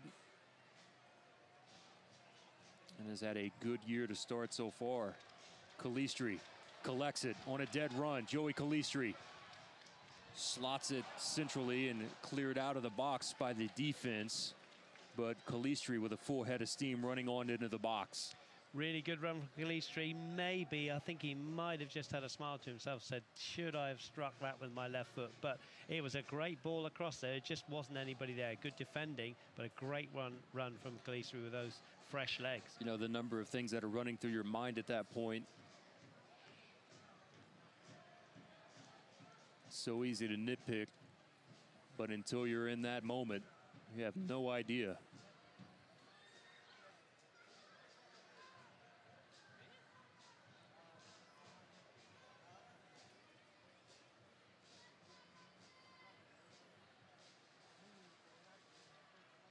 Good pressure there from Tulsa.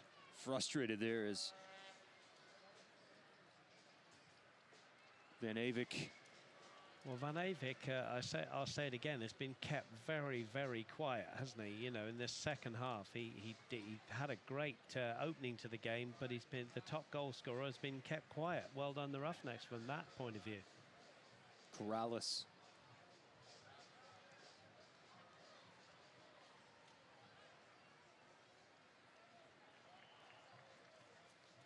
How about the debut from that young man, Brant Bronico?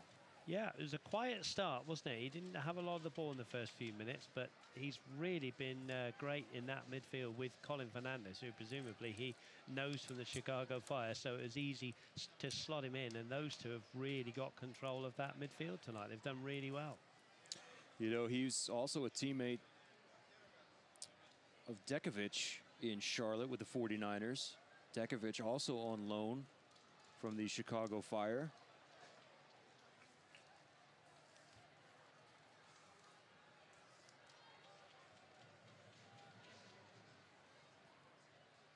Have another sub coming up here in moments at the next opportunity for Orange County. Good footwork. Fancy on the ball. And then a bit much on the cross as we see the Green Country Chevy Dealers ball kids. Get you the information on the sub coming up in a minute. You can head to your local Green Country Chevy dealer and take on the new face of Strong, the 2017 Silverado 1500. Well, on Thursday, when the Roughnecks were 2 up, the opposition got an early goal, Vancouver, didn't they? They got an early goal because Jadema, unfortunately, kind of slipped. But tonight, the Roughnecks haven't allowed that to happen. It's been pretty difficult for Orange County Blues to get through the back line. And, you know, still a long way to go with sort of 14 plus the injury, which must be creeping up to 3 or 4 minutes. You know, still a long way to go, but they're hard to score against at the moment, the Roughnecks. Kevin June.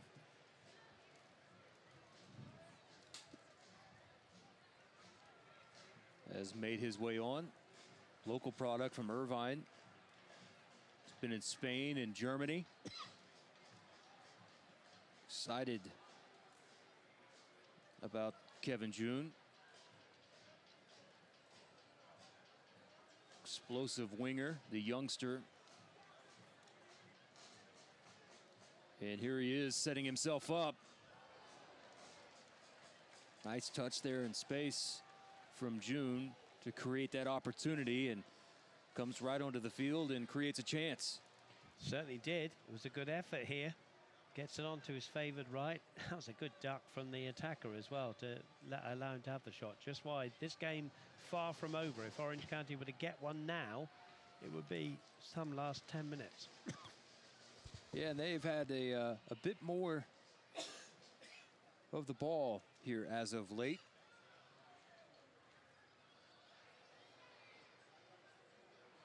Fernandez unable to keep that one in play.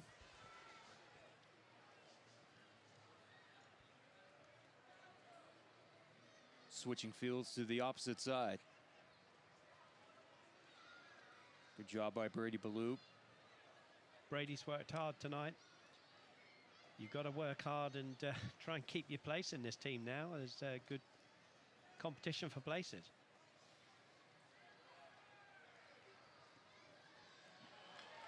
Great ball to the outside. Here's Calistri. Calistri now with the left foot, and that one will find the opposite side of the net. And a beautiful buildup from Tulsa. Kappa, Ian to Calistri. And Tulsa leads 3-0. Well, you mentioned all those names. The final ball from Kappa to Calistri, who was in acres of space, and he had the dress rehearsal a few minutes ago, didn't he? And this time, instead of crossing, he said, no, I'm going to go for goal myself. He drew keeper Lyon really, really well and chips it over him. 3-0, daylight between the two teams with 11 minutes to go. And the third goal of the season for Joey Calistri. Now tied for the team lead, and we'll see the replay. That ball from Kappa, look, just opens up the space.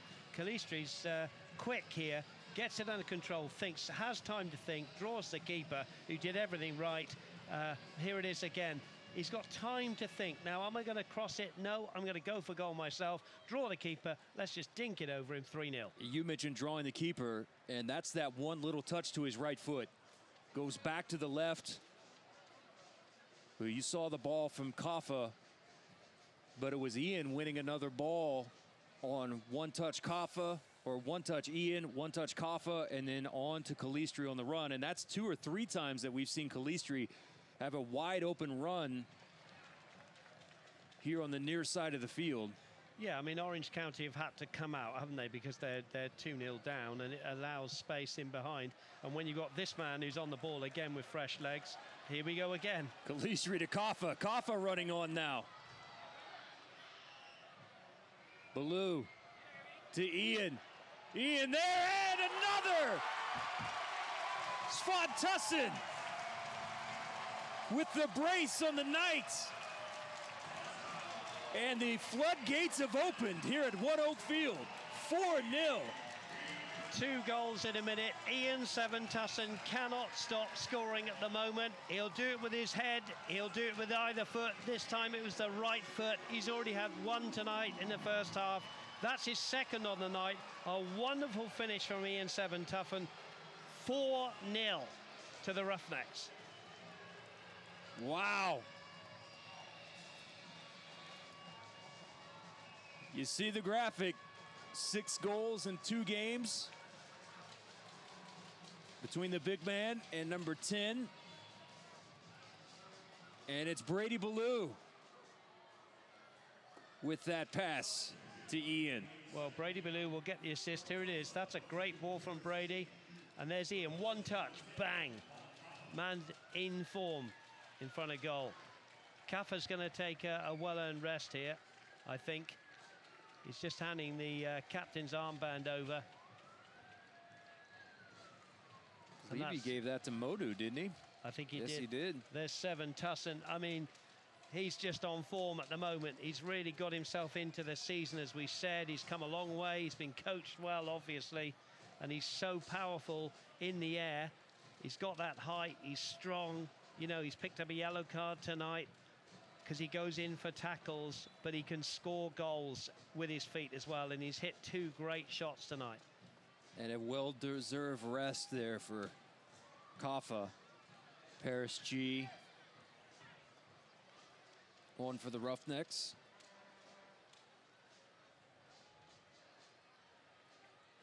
And man, have the fans been treated to a great weekend of soccer here in Tulsa with 7 goals from the home side. 3 on Thursday and 4 here this evening.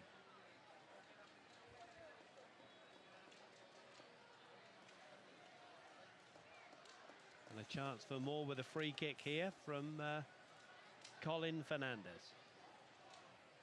And I believe they've credited Brady with 2 assists here this evening. Fernandez. Well, I guess he gets the assist. That's another nearly a good ball. I guess he gets the assist, does he, for the Kaffa free kick? Being drawn for the foul. Or was he involved with one of the other goals? Serta has to quickly handle that one. It was a great assist for that last goal, though, Pop, wasn't it? Oh, Perfection. fantastic. Had to get it round the defender.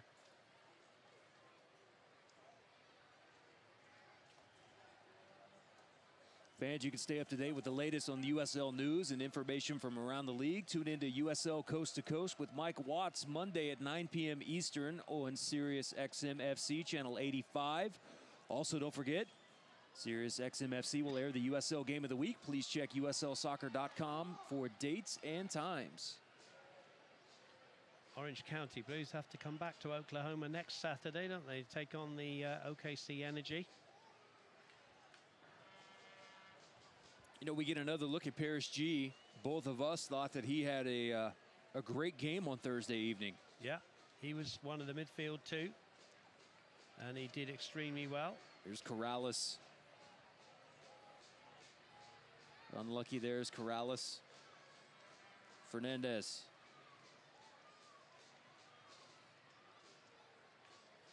Try to take on 3 defenders there.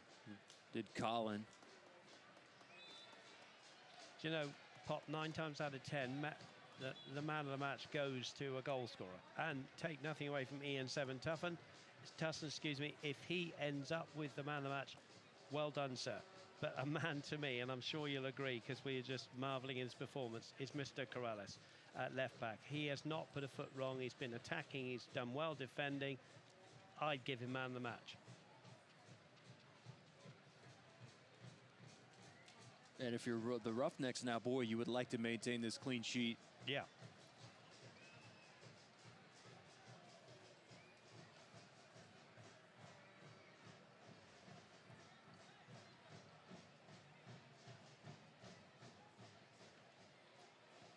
I think Bronico is just pushed into the sort of number 10 role, if you like. And Paris G sat alongside Colin Fernandez in the same formation. Good tussling there from Ian Tussin. But he doesn't win. Yeah, he has won a corner right down in the far side of the stadium from us. I think this is a deep throw, yeah.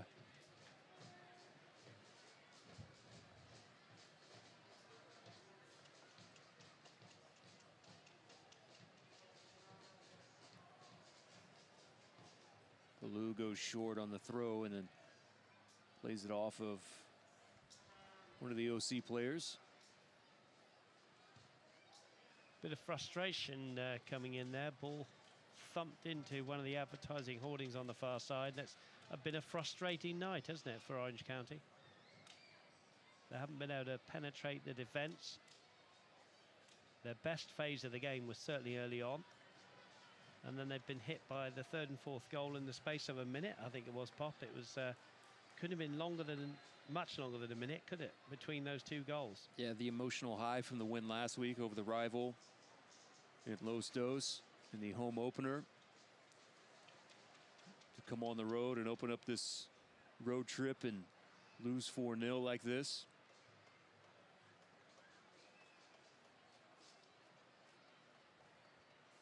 And then not be done with the state of Oklahoma, as next weekend be playing the Energy.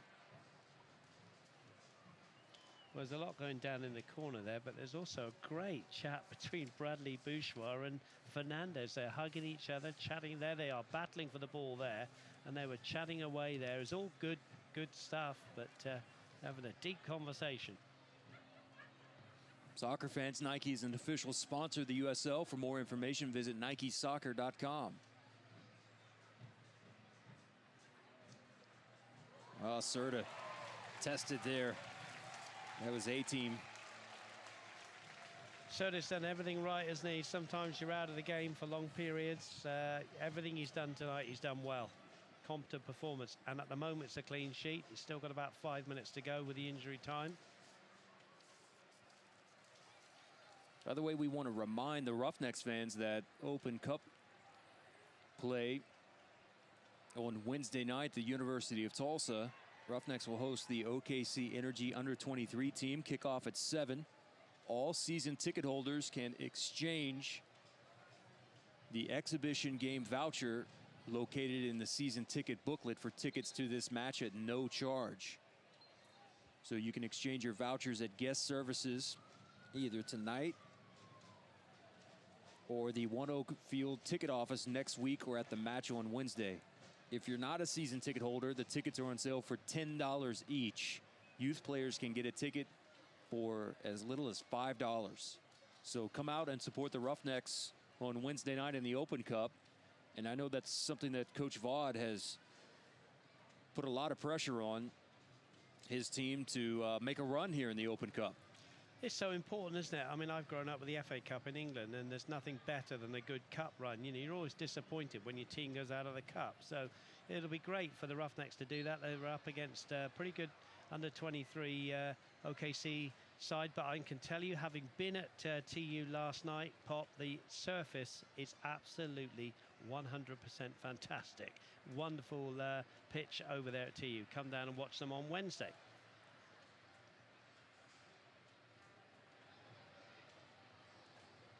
Calistri just couldn't get to that ball. Maybe got clipped a little bit. He is grabbing both knees now as Ballou finds Bourgeois.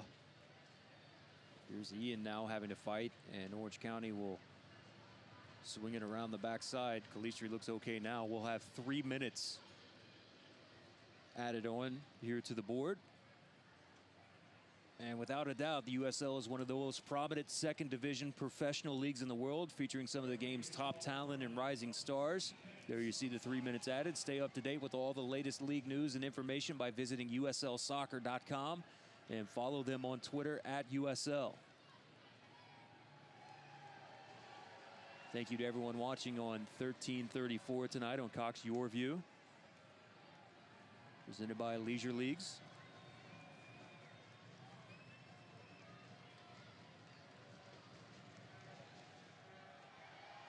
It's also just a few moments away, trying to hang on to the clean sheet.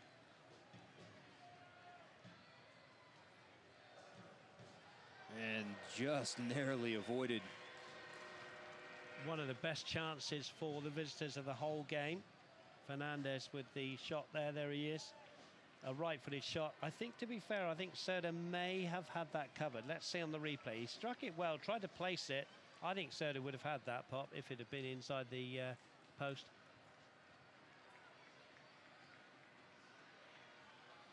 After this performance, Coach Vaude said that he will make a decision on the #1 keeper moving forward, and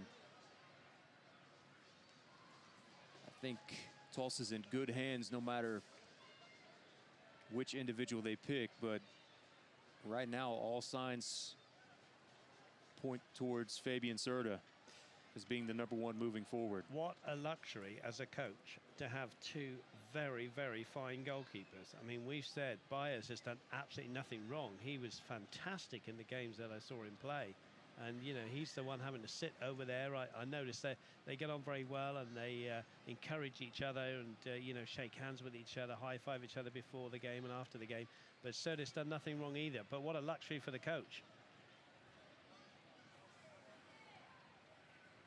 Look at Byers there on the bench. Ian now to the opposite side of the field, and throw in for Tulsa coming up. Made a good run there, Seven Tussin, but just took his eye off it, and the ball goes out for an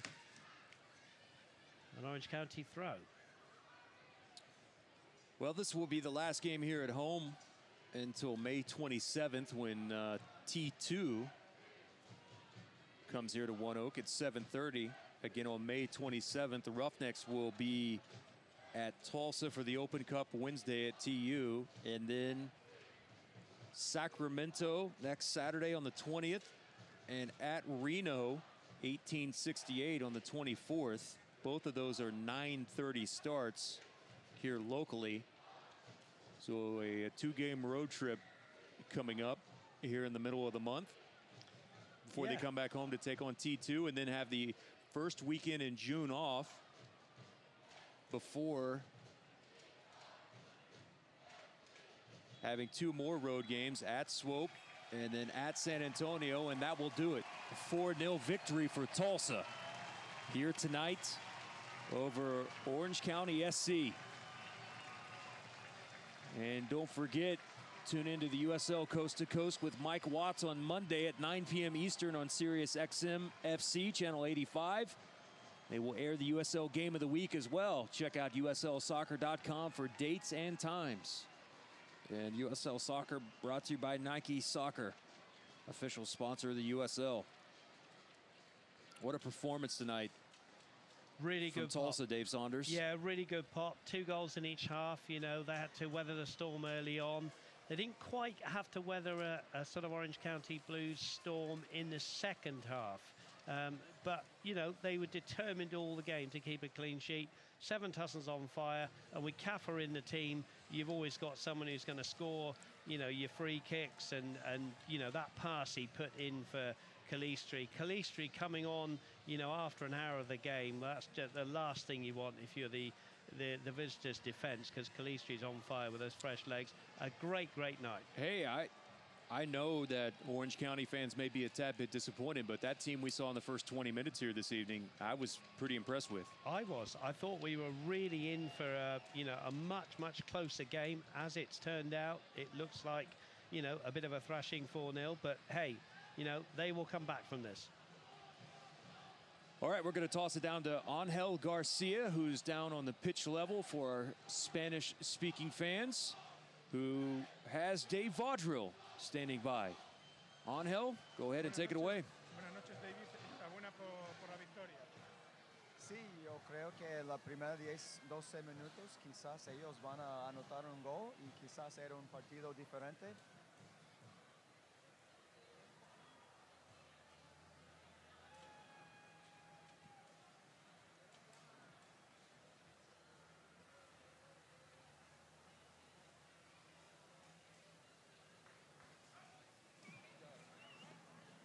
Disculpa, David, de nuevo. Una victoria muy importante pese a esos 10 primeros minutos del equipo rival. Sí, yo estaba pensando que en el primer 10-12 minutos que ellos van a anotar un gol y era un partido muy diferente, pero después de 15-20 minutos estamos jugando mucho mejor y estamos moviendo el balón un poco más seguro, un poco más rápido, y cuando anotó el primer gol cambió el partido. Una victoria muy importante por la goleada, por los goles, porque el equipo ha funcionado. Sí, 2-0, 3-0 es igual, pero para nosotros estamos 5 victorias y 2 perdidas en la cancha, y estoy siempre discutiendo en este cosa, y vamos a mejorar y vamos a subir la tabla. El equipo importante, ¿no? Los suplentes también están dando la talla y están cumpliendo. Sí, estaba tratando a hacer la decisión correcta, pero no es cierto siempre, pero Calistre anotó un golazo de un contraataque de Juan Cafa y anotó un golazo, y para mí estoy un poco más inteligente. Enhorabuena, David. All right, thanks so much. Coach, 4 goals and a clean sheet against a tough Orange County team. How does that feel? It feels good. I mean, I was worried that we were going to give up a goal early. I think that they were a little bit better than us, and we hadn't really gotten into the game yet. And if they scored early in the first 10-12 minutes, it's probably a different game. But we managed to do just enough to keep them off the board. And after 15-20 minutes, I thought we started hitting our rhythm. And as the game got going, we kept getting better and better. And we got some subs in there, got some rotation. Brant Bronico comes in and plays 90. Brady Ballou comes in and plays 90. And of course, the shutout is the most important thing. To give up 3 goals in Colorado Springs was, I was not too happy about that. And I said today that obviously we want to be 5-2, but we also want to throw a shutout. And a great atmosphere, great crowd here tonight. How much does that help you guys when you have the passion behind the Roughnecks fans here?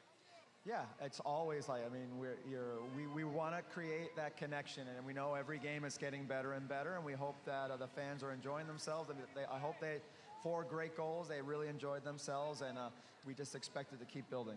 Thanks so much, Coach. Appreciate it. Great win. All right, there you have it. The comments from the head coach, Dave Vaudril, after the 4-0 victory over Orange County. And there you see a young fan having his autograph signed, and all of this right here got things started with number 10, Kaffa, and then there's Ian as well with another brace on the evening for him. Let's take a look at some of the highlights, and this is the first goal of the night from Kaffa, and just another absolute beauty. Yeah, I'll say it again, he can place the ball wherever he wants to from those dangerous free kicks in and around the box. Reverse angle, yes. I thought Lyon had that one covered up as well as he could. He did. Second goal, Ian to Rivas, back to Ian. Good strike, and again, Lyon gets something on it, but not enough to keep it out. And that's Seven Tussen's 3rd of the season. He was to get another one later on. Yeah, this is the opposite angle of this, all brought to you and made by Ian. Here's Calistri coming up as he got in the mix.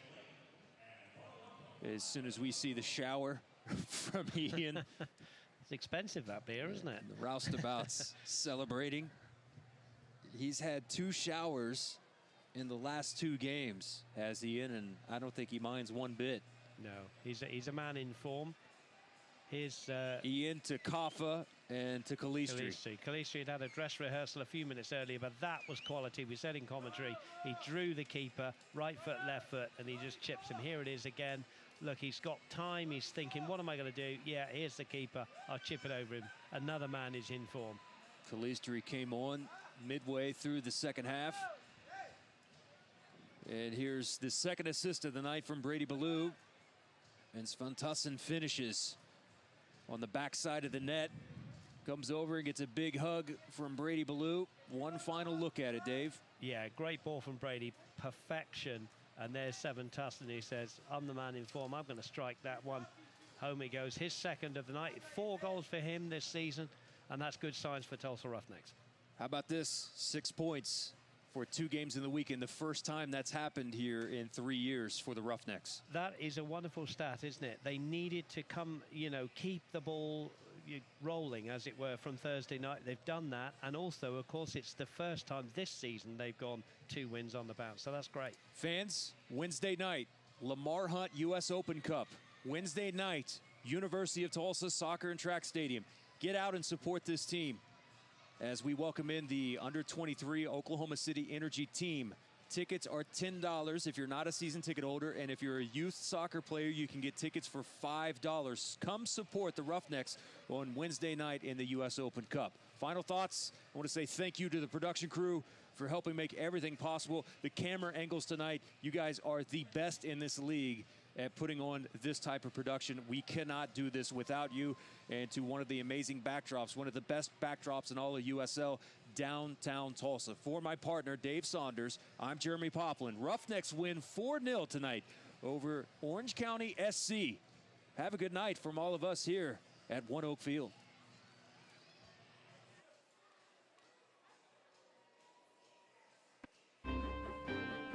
Copyrighted telecast of the United Soccer League may not be retransmitted, rebroadcast, or reproduced without the express written consent from the United Soccer League.